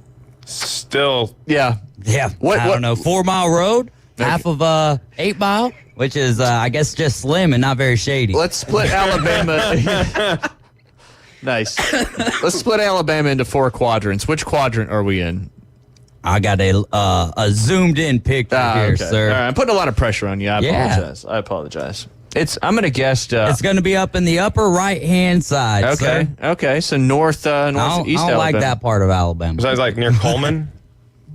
My wife, she's from Calhoun County. Ooh, Calhoun County. She's from she's from Lawrence County, up there, kind of just outside of Decatur. Yep, a little north of Coleman, if I'm not mistaken. See, I know that part of Alabama. I should have known where Jacksonville was. They've got, as of the census in 2010, 12,548 people. And there was only about 892 at the game yesterday, it looked like. Really? Yeah, it wasn't very packed out. But It's in the foothills of the Appalachians. Appalachians. There you go. You can start the trail right there at Jacksonville University, There or you Jacksonville go. State University. The Gamecocks. 9.8 square miles wide. And fun facts of Jacksonville, Alabama, ladies and gentlemen. I like it. That's it. That was another one that threw Liam for a loop. I was like, hey, Liam, where's Jacksonville State? He's like, it's in Jacksonville, duh. I was like, which state? He's like, Florida. I was like, nope. He's like, what? I was like, yeah, I know. It's confusing. But there's like Gainesville. Yeah. There's 2 Gainesville. There's 18 different Athens. There's an Athens, There's 2 Alabama. Gainesilles in Florida? No, one's in Georgia. Oh, of course. Yeah. I don't think they put 2 in the same state, Jay. Yeah. Let's not get carried away. All right, let's pick some games here. We're going to start with the Clemson-Georgia game. That is an 11 a.m. kickoff here in the Central Time Zone. Georgia is an 11.5-point favorite up there at Mercedes-Benz Stadium. Jay? I meant to recap. Coastal beat that's right, we went on the tangent about where Jacksonville is. Coastal beat Jacksonville State. I got that one. UNC beat Minnesota. Minnesota missed the game-winning field goal. David and I both picked UNC, and then I picked North Dakota State, who came so close, but you and David got Colorado. So I've got 2, David's got 2, you've got 1. So you got a little bit of work to do, Jay. But that's okay. You can make it all change right here. Clemson at Georgia. Jay, you go first. I'm rooting for Dabo. Unfortunately, he's playing the dog. I know. I'm rooting for Dabo. I want Dabo to do well, but I've got to pick my dogs. Your fandom is a documentary. No doubt. That needs to be done. All right, Georgia, David. Yeah, Georgia, easy. I think we all had Georgia in our pick 'em. Ryan. Not that it matters with this one, but are we picking against the spread? Nope. Straight up. These are all, now that we're in, we're doing straight up. I think it would matter for me if we were picking with the spread.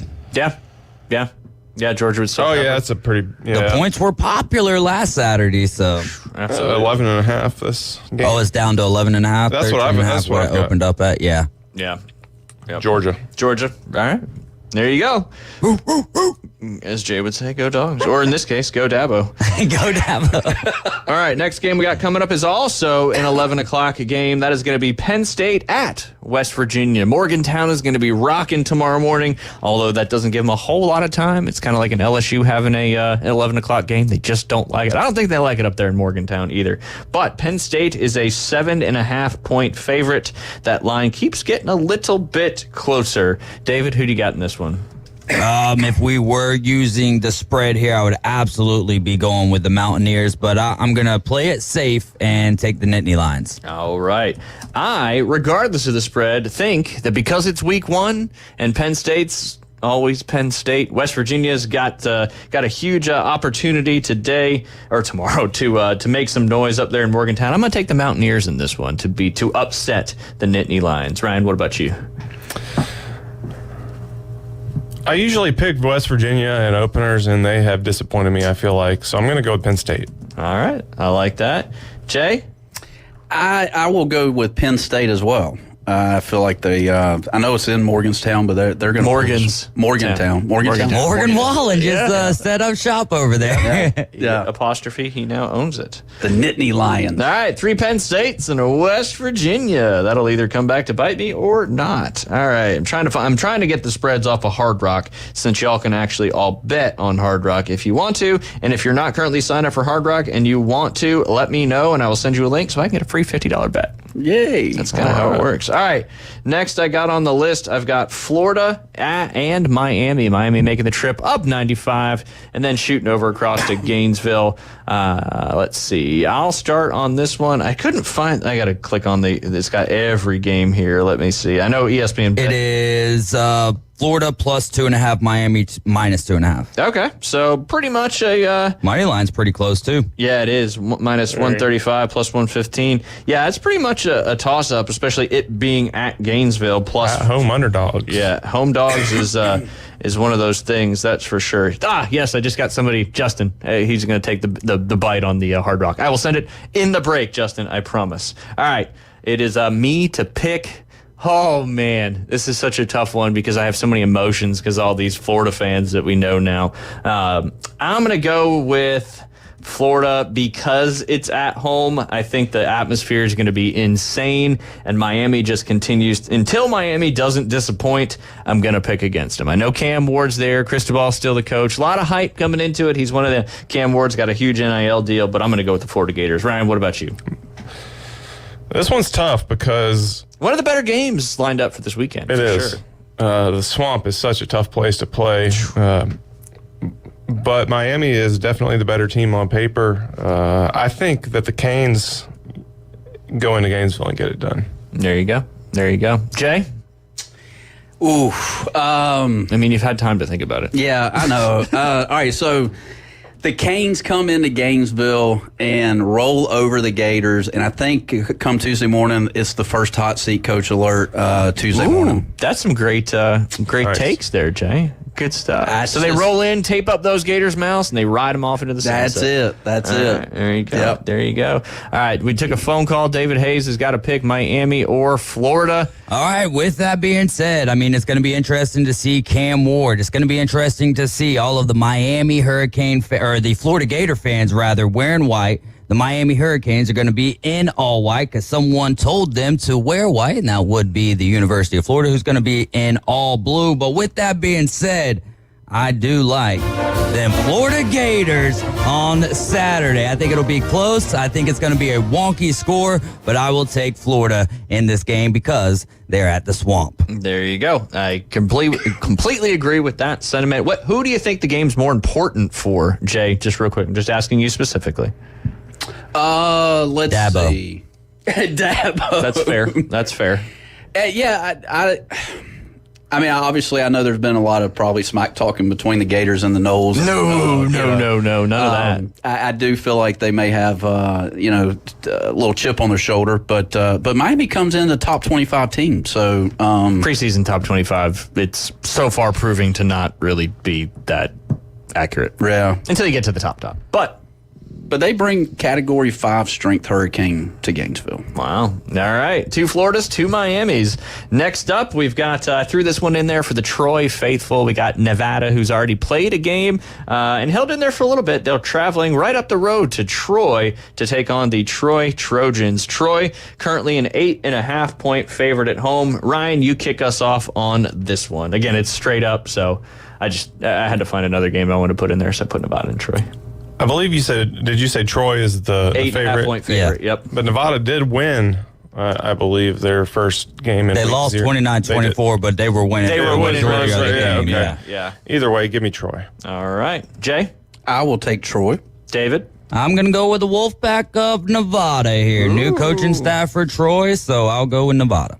All right. Nevada on that, or Troy kind of on that bubble watch for being that Power 5 or that group of 5 team to make it in there. But I'm also going to go with Troy. So we got 3 Troys and a Nevada, as they say out there in the West Coast. All right. Next, we've got Notre Dame and Texas A&M. We may pick this one and then save the last 2 after we get off the phone with Aaron, because I know we're going to have to jump on here pretty quick trying to find Notre Dame, Texas A&M. Oh, there they are. All right. Notre Dame is a 2.5-point dog at College Station. So pretty much a straight up game if you think about the 3 points for being at home. All right, Jay, it is back to you. I will pick Notre Dame. The Fighting Irish. Yep. David? I'm going to go with the Aggies of Texas A&M right here, baby. Feel like we're back in baseball season. Yeah, there we go, man. Connor Wegman, I like him a little bit better than Riley Leonard. I think Riley Leonard's going to be nice in Marcus Freeman's Notre Dame offense there. However, I think that the 12th man's going to be a little bit too strong, and I don't think that either one of these quarterbacks are going to be extremely effective because the defenses will be the stronger counterparts. Yeah, there you go. I'm going to go with Notre Dame simply because I'm trying to stay consistent. My college football playoff has Notre Dame in the college football playoff. So, of course, a big part of that is winning on the road against Texas A&M. Ryan, what do you think? It's not the same team as last year, but to round out last year, they won, I think, 4 of the last 5. Notre Dame, that is. As much as it hurts my heart to do this, give me the Notre Dame. Yeah, there you go. There you go. Riley Leonard, the Duke transfer. Jay. Yes. You ready to see him hopefully play some good football. But we got to take a quick break. We got 2 more games to pick. We'll add that in the last segment with our parlays and the FSU giveaway, including previewing the local high school football games coming up tonight. When we get back, we'll be joined by Aaron Bearden from Instant Replay Sports Cards. You're listening to The Inside Drive live here on ESPN Northwest Florida. ESPN Northwest Florida. It's the Coach James Hale Show. I said I love it, Coach. Hey, Y'all are the record best. that. Record that. There you Yeah, go. yeah. I don't like talking about ourselves, but go ahead and say it one more time. All right, Coach. We love your show. To be local, and you got a big fan right here. All right, babe. Weekday mornings 7 to 9. ESPN Northwest Florida. This is Joanna with your latest forecast on ESPN Northwest Florida this Friday. The rest of the day, possible thunderstorms and some sun and 90 with a gentle breeze coming out of the south around 10 miles per hour. Tonight, some clouds with lows around 77. Tomorrow, variety of some sun and possible thunderstorms and a temperature near 88.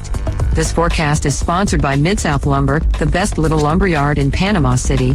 Thank you for keeping that dial on ESPN Northwest Florida. Rely on it. Are you tired of hearing 2 weeks when you call to get your boat worked on? Hey folks, it's Chris Kramer with Kramer Marine and Outdoor, and we'll get you in and back out on the water as quick as possible. We're a full-line Yamaha outboard dealer and Suzuki outboard dealer, and we have master-trained certified mechanics on site. So if it's just an annual service, electronics install, trolling motor install, or all the way up to a full repower, we can take care of you. So stop by and see us in the corner of Frankfurt and 23rd next to Bill Kramer GM, or call us at 850-851-0453. Attention homeowners, are you dreaming of a backyard oasis? Look no further than S&R Fencing, your go-to destination for quality outdoor transformations. At S&R, they specialize in crafting custom fences, decks, retainer walls, and all exterior construction that not only enhances the beauty of your home, but also stands the test of time. Their experienced team takes pride in delivering top-notch craftsmanship with a personal touch. S&R Fencing, locally owned, licensed, and insured, and a member of the BBB. Back to the Inside Drive with Ryan Mulvey from the Bill Kramer Chevrolet Buick GMC and Kramer Marine Outdoor Studios. It's alive! Look alive! We're alive! On ESPN Northwest Florida. Hey. My name's Billy Joe McKay. It's a hot Florida summer Friday. Daddy's on the front porch drinking with Uncle Dave, Dixie beer. 16 years of being bored. The window's open, forget the door. Hope there's some gas at the old man's Ford, 'cause I'm out of here.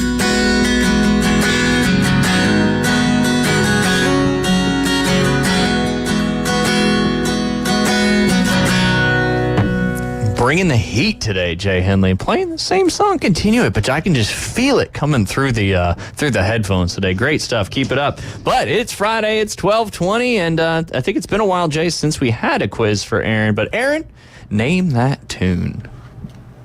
You're not a country guy, right? Man, you're dropping me right in there. Yeah, no, not a bit.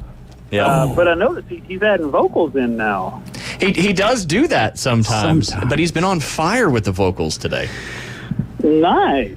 I thought this is working. Back in the day with the ballads, Billy Joe McKay, good songwriter from the 90s, still kind of tours a little bit, but by himself. Initials are SM. Is that my hint? Yep. If it's country, I don't know. No country. No country. This is 90s. Twin Rocks, Oregon would be another song. Jay's twang just kind of makes it. I would have said it was a country song. Oh no! It's your voice. It's that Griffin, Georgia. That's right. I'm trying to think of another. Shimmer. Shimmer's another song that he played. Oh, Lullaby.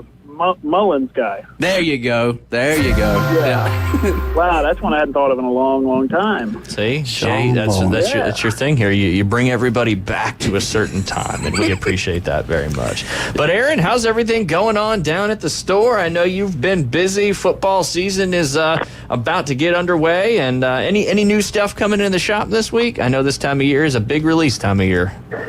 Absolutely, yeah. This is a loaded week. So we had, for the first time in about 10 years this week, Topps released a basketball product and a football product. Ooh. They have not done either sport, really, other than a little bit of college stuff, kind of dipping their toes.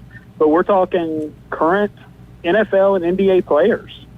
So the basketball product released on Wednesday. It's been just super hot, one of the hottest releases all year. And the football product released today. It's called Topps Composite Football. Ooh. You got all your 2023 rookies in there. You got your vets, your legends, your Hall of Famers. So, it's kind of interesting to see Topps do a football product for the first time since 2015, I believe. Dang. Been a while. Yeah. Been a while indeed. Let me ask you about Topps specifically. I was reading an article that Shohei Ohtani just joined Topps on an exclusive trading card deal. They announced yesterday that they partnered with the Dodgers superstar. Obviously, Ohtani signed a global trading card deal. The agreement between Ohtani and Topps, which you always tell us, Fanatics acquired Topps back in 2020, acquired Topps back in 2022. But what does a deal like this kind of mean for the card industry when it comes to such a popular player, not just here in the States, but in the world, like a guy like Shohei Ohtani? Well, first of all, we're going to have to see what exclusive means. And by that, as weird as that sounds, there are a couple of examples of where that works on different levels. One is, I'll give you an example. LeBron James, for a long time, has been exclusive with Upper Deck when it comes to his memorabilia, his autograph, a lot of things like that. However, Panini could still, because they had the NBA license, and still do, they could make Panini basketball cards of LeBron James. And, all good. They just couldn't get him to sign anything. He'd only sign for Upper Deck. Now, on the flip side, we talk about exclusives. Michael Jordan has been exclusive with Upper Deck for quite some time. Panini cannot make a Michael Jordan card, period. They cannot have Michael Jordan pictured on a card. There was an instance a couple of years ago where they made a Dennis Rodman card using a photo of Rodman in a game back when he was with the Chicago Bulls, and they felt they had cropped the photo, but a bit of Michael Jordan's arm or elbow was in the background, and Upper Deck sued them over it. Wow. And said, you cannot have any part of Michael Jordan on your cards. So, coming back to Ohtani, does this mean he'll only do autographs for Fanatics? Because that would still be a big jump. He currently has been doing them for other companies, Leaf especially, Panini as well. Or does this mean no picturing Ohtani, no putting his name on a card, just flat out nothing? They really haven't said yet what the exclusive deal means. What degree of exclusivity are we talking? Gotcha. So the exclusive definition is very loose, potentially, when it comes to trading card companies. Yeah, we'll see as it goes on. As some of the newer products come out from like Leaf and Panini, what that means for them. As of yet, we just don't know. And you've had guys before that, said they were exclusive with one thing, and then their autographs or something pop up with another company. So kind of weird. They're in court with this stuff all the time. This is not new. This has gone on since at least the 1950s. True. You would have guys sign a contract with, say, Topps to be, exclusively in the Topps baseball set.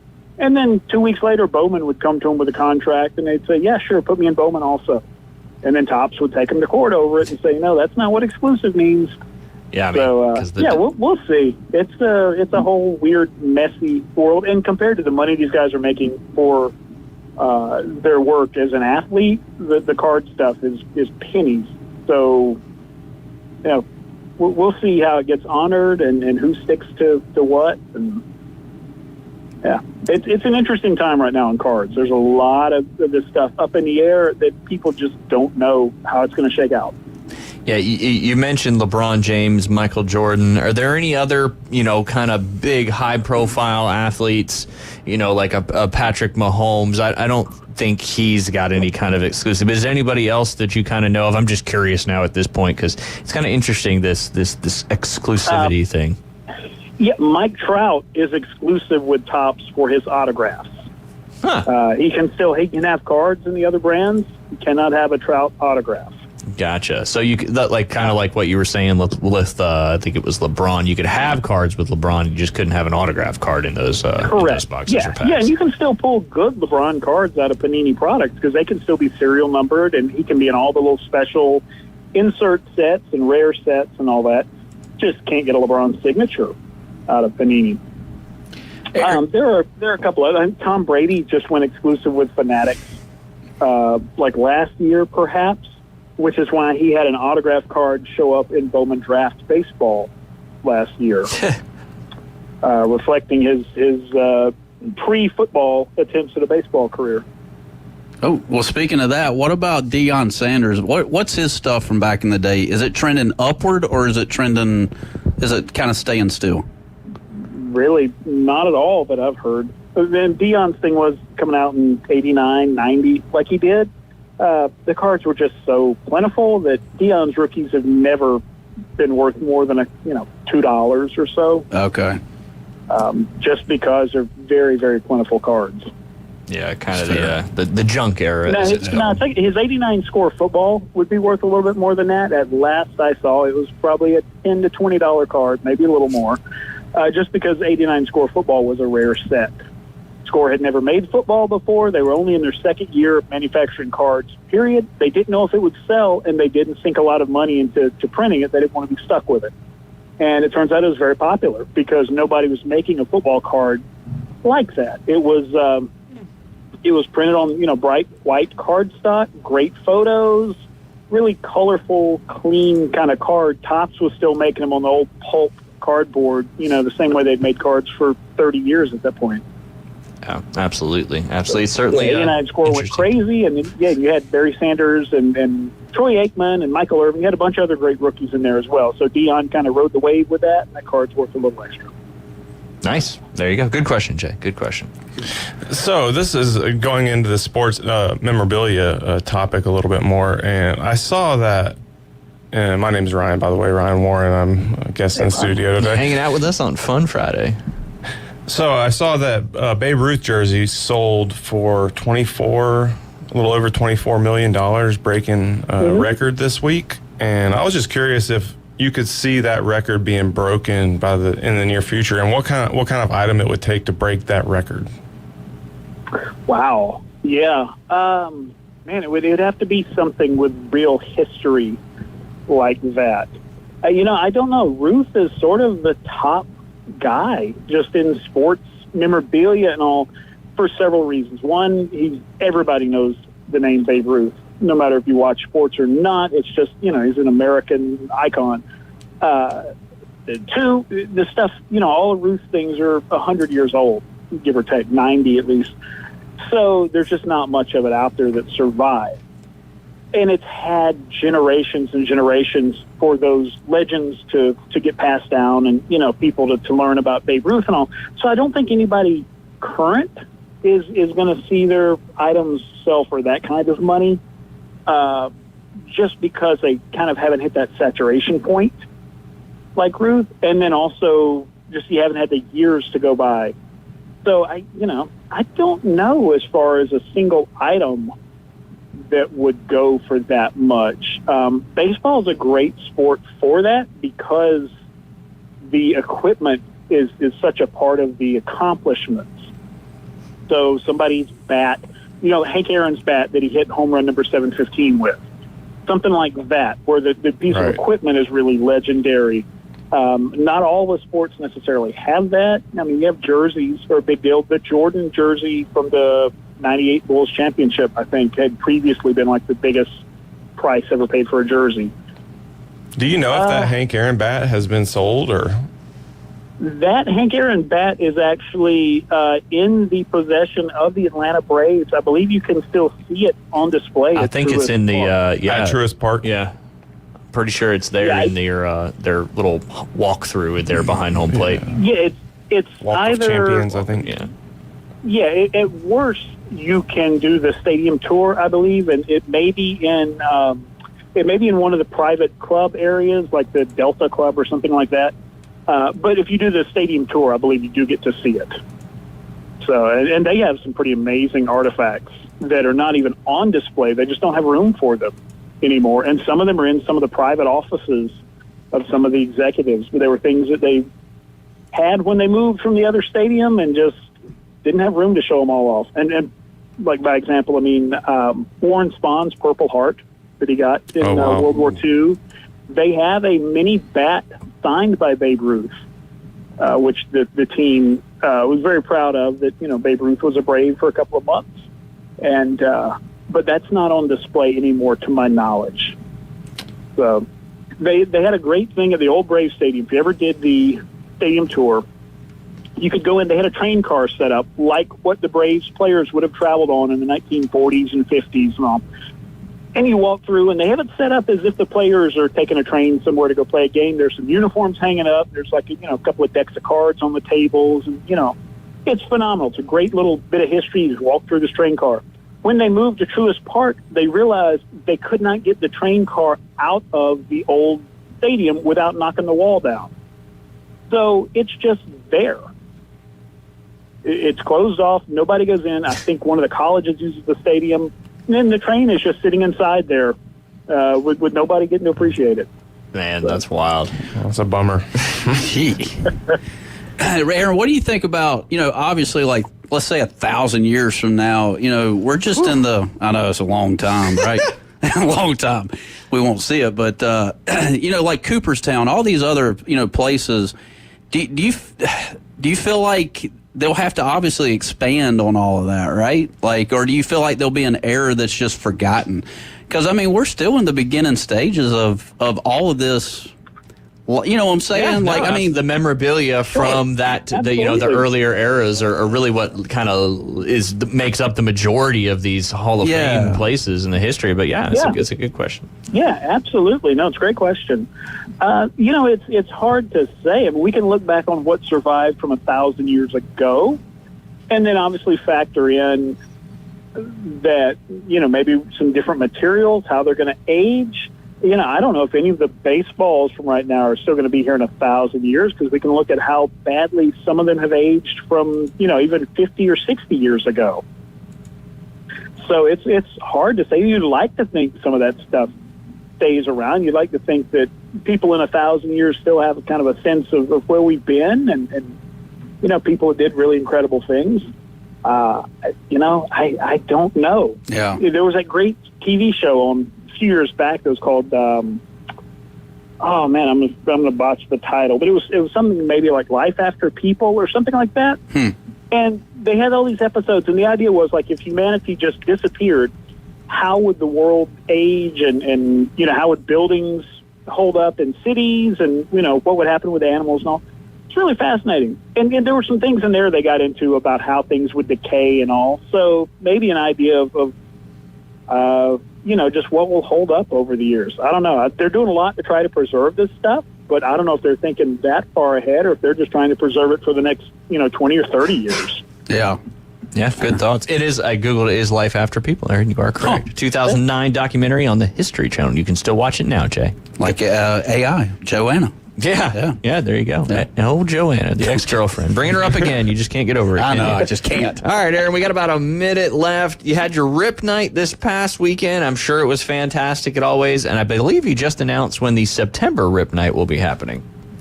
Yes, we did. Yeah, it's on the website. RIP night, we're going to be announcing September's big break, which will be baseball themed, just in time for the baseball playoffs to start. And, and then we got, of course, tonight, we got the Kids Club happening tonight at 6 o'clock. We got in-store breaks happening at noon tomorrow. A lot of great stuff going on. A lot of other new products we hadn't even got into. New Pokemon, Topps Pristine Baseball, all kinds of new releases today and this week. So definitely come check them out. Yeah, absolutely. Labor Day weekend, go get yourself down there to Instant Replay Sports Cards right there in the Stanford Station Shopping Plaza between Sweet Frog Creamery and Academy Sports and Outdoors. Aaron, as always, we appreciate your time. Have a great Labor Day weekend, and we look forward to talking to you next Friday. Hey, you guys take care. Everybody out there, be good. We will see you. All righty, that's Aaron Bearden. When we get back, we're going to randomly generate a number 1 through 3 to see who's going to get these FSU tickets. And then, Jay, I know you haven't done it yet, but I'm going to put you on the spot. You got to give your 3-game parlay as well as your 3-leg single-game parlay for this upcoming weekend. Just get out your Hard Rec Bet app and do it while you're live on the air. Okay. But you're listening to The Inside Drive. We'll be right back. Are you ready to go under the lights? Mosley Dolphin football is back. Wide open down the sideline. ESPN Northwest Florida brings you live play-by-play coverage all season long.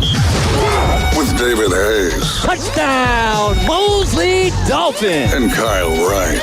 You take the top off the defense, and the interception turns into points for the Mosley offense. Exclusively on ESPN Northwest Florida. It's here again, Toyota's national sales event. And this month at Panama City Toyota, you can get 1.99% APR plus 90 days until you make your first payment on the new Tundra. With its twin-turbo engine and towing power, Tundra is ready to work hard and play even harder. Get style for miles in the all-new Camry, explore the great outdoors in a new RAV4, or discover the new totally redesigned Tacoma. See us soon at our national sales event. Offer expires September 3rd. For details, visit PanamaCityToyota.com. Hewitt Tire and Auto and Hometown Towing is a combination that's hard to beat. With years and years of experience in vehicle repair, foreign and domestic, name brand tires, and fair prices have established Hewitt Tire and Auto as a leader that folks can call on again and again. And if you need a tow, call Hometown Towing at 850-265-1562. Hewitt Tire and Auto and Hometown Towing, an unbeatable combination. Airport Road, Panama City. Hey, what are you doing up on the step stool? About to clean these light fixtures. The whole family's coming over, and if there's even a speck of dust in the house, my abuela will find it. Here, I got a Swiffer duster to help with that. A Swiffer what? A Swiffer duster. It has this cool extendable handle that reaches 6 feet to get high and low, with fluffy dusters that easily trap and lock dust. So, no more step stool? No more step stool. Easily trap and lock dust from hard-to-reach places with the Swiffer duster. Love it or your money back.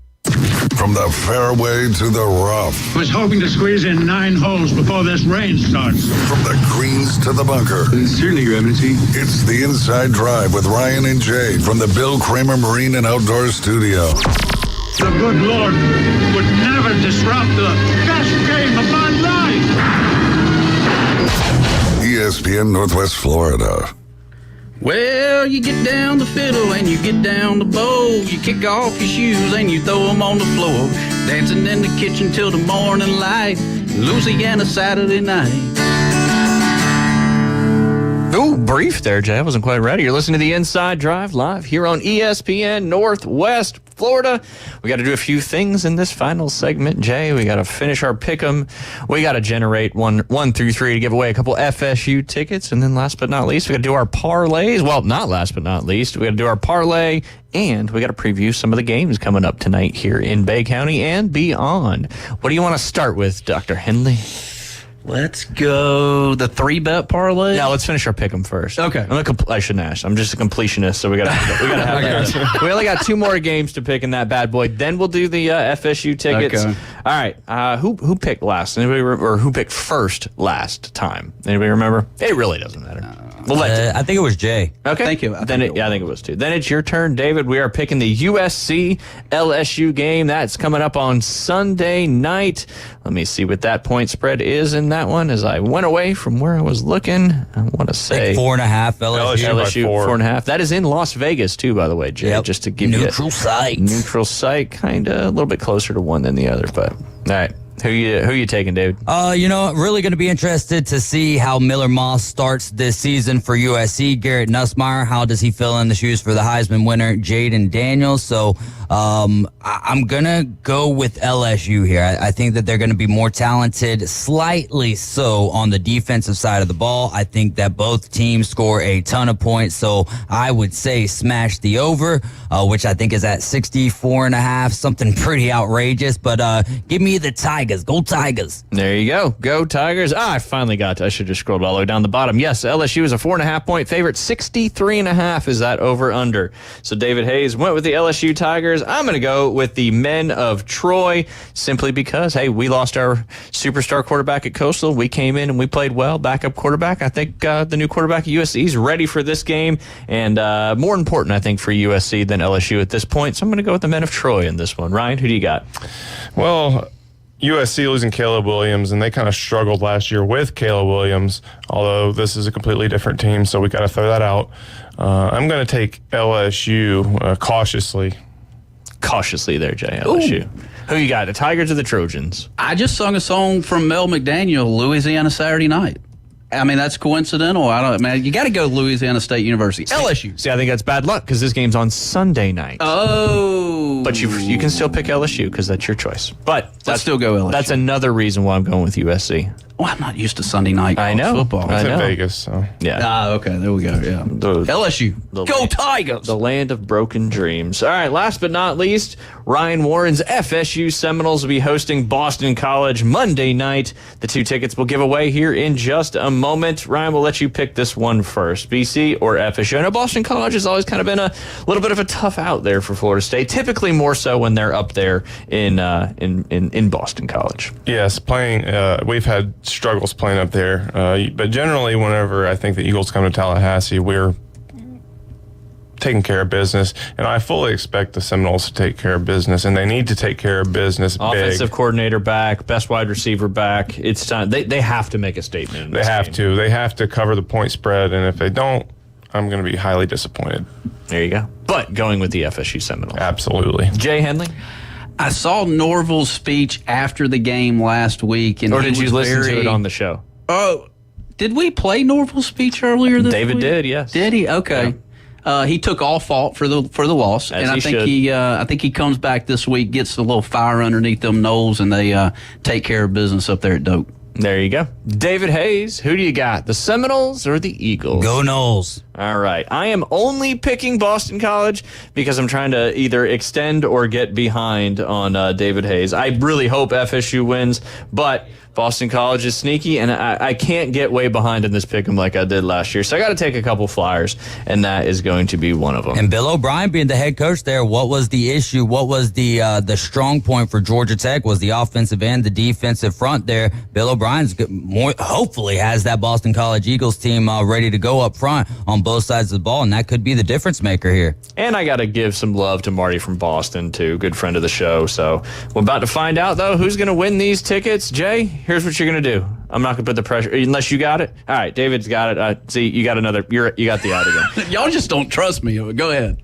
Trust is not the right word. Marty from Boston is going to be 1. Chef Ross is going to be 2. And then David Deaton from today is going to be 3.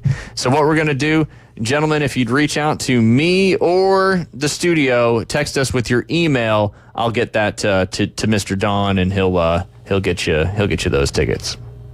All right, I already ran it once, but you were going through the names, so you want me to run it again, or you want me to go with the number that we had? Click the button one more time, because I hadn't assigned numbers to the names yet. There we go. One more again. Here it goes. It's rumbling, it's bumbling, it's stumbling, and it lands on numero tres. Number tres, David Deaton. We may have his email address from previous? Yeah, but David Deaton, if you're listening, just text that email address to 850-215-6290. Absolutely. Congratulations, and thank you to all that played on that. And again, thank you to our good friend of the show, Don, for donating those 2 tickets up there. It is sold out.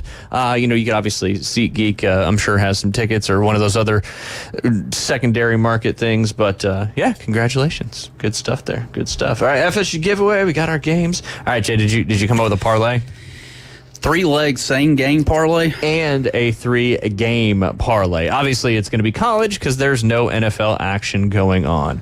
Do you want me to? Go ahead and do mine because I did them earlier because I knew we were doing this and you might not have remembered, so that is completely fine. All right, my 3-leg parlay, not same game. I picked West Virginia straight up in that game too, but I've got West Virginia plus 8.5. I've got South Dakota State. That's the number 1 FCS team in the country, the Jackrabbits.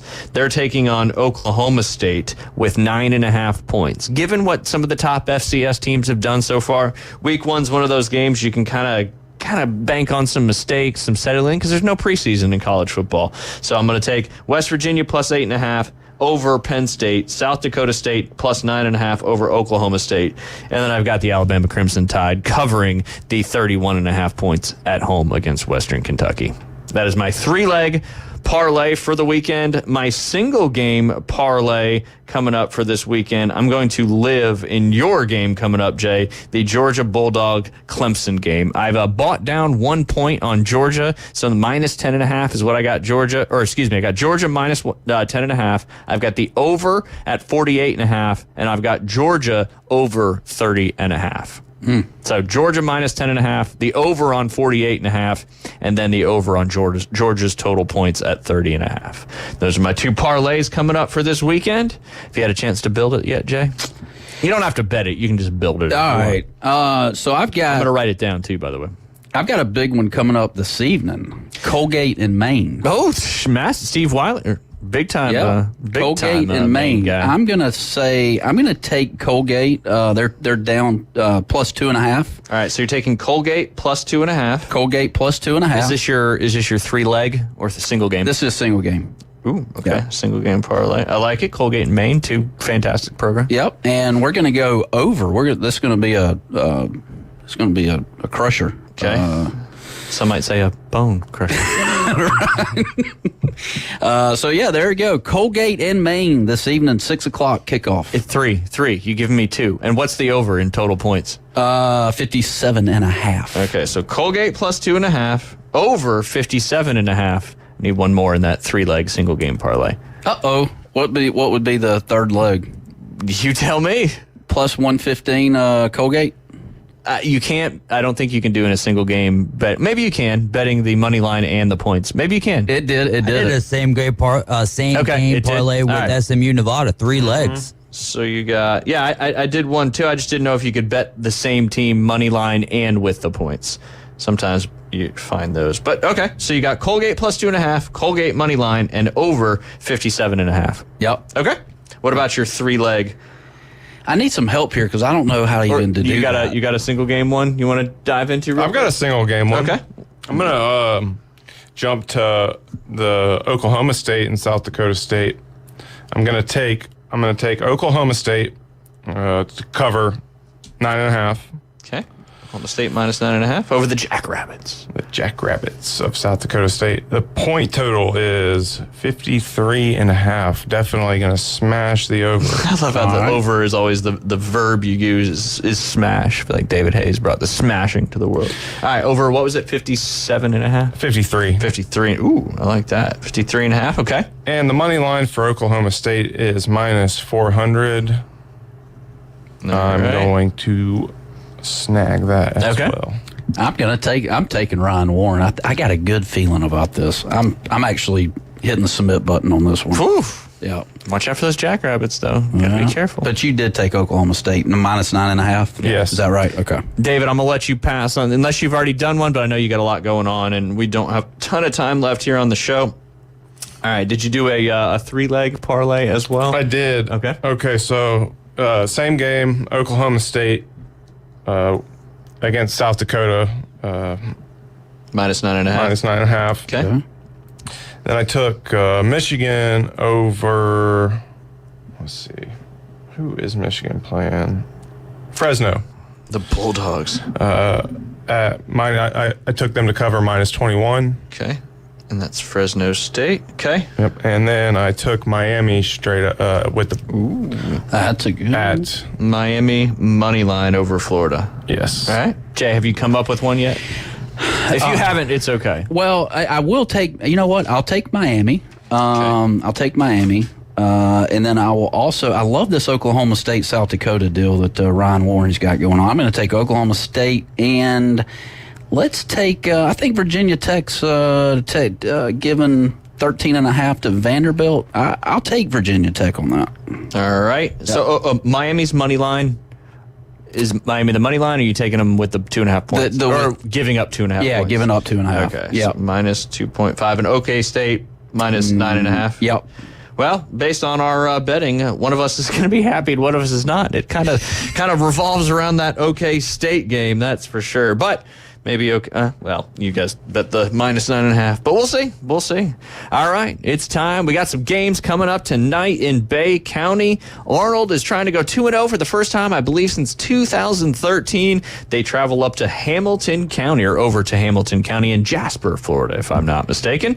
And that one's coming up at 7 p.m. over at Tommy Oliver Stadium. Our very own DJ Davey Crockett and Kyle Wright will be on the call. Don't forget, the Afternoon Underdogs will be live from Tommy Oliver Stadium, and coverage will begin at 6 p.m. with the pregame show with Coach Brian Haddad and Coach Andy Siegel. They'll kick it back over to DJ Davey Crockett and Kyle Wright for your call on Bay versus Mosley. And then Bozeman will be traveling to Vernon. And last but not least, North Bay Haven will be traveling to North Florida Christian. And then the game that went down last night at Tommy Oliver Stadium was Rutherford hosting Bluntstown. And if I'm not mistaken, I think that final score in that game, yes, was 27-21 Bluntstown. Rutherford, great game there, really on the up and up, but Bluntstown just a little too strong. They improved to 2-0 in the season. Rutherford is now 0-2. Some volleyball action from last night. Choctawhatchee beat Arnold 3-0. Arnold is now 3-2. Mariana beat Rutherford 3-2. Don't have a score reported for North Bay Haven and Bay.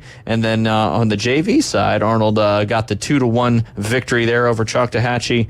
And then I don't have the other one reported yet either. Max Prep sometimes good, sometimes bad. But look forward to David's call tonight. Mosley versus Bay, big time rivalry. Jay, what do you think? Mosley or Bay? I like Mosley. They come out 55 points they scored last week. Yes, I think they continue the offensive battle and they roll over Bay this evening. Yeah, there you go. There, your former employer, quote unquote. Ryan, what do you think tonight? Mosley, Bay? Give me the Dolphins for sure. There you go. There you go. And I know DJ Davey Crockett is kind of impartial, but kind of not. He's got the Mosley gear on, but I think just looking at the lineups up and down, I think on paper Mosley is a little bit stronger. Got some great players. Sammy Freitas had a great first game, and I think you're going to see a lot of that again tonight. I'll tell you what I think the score will be about 9:30 or so tonight. There you go. You go. Give me Mosley 55-21. Oh, they throw another 55. Yeah, both the kids before they went to school this morning, it was a little lopsided as well. But hey, you never know. That's why you got to play the game. But it is Friday Night Lights. Y'all enjoy your Labor Day weekend. Lots of football. NFL starts next Thursday. Ryan, thanks for hanging out with us today in studio. For having me. Again, Afternoon Underdogs coming up at 4 p.m. from Tommy Oliver Stadium. Y'all have a great weekend.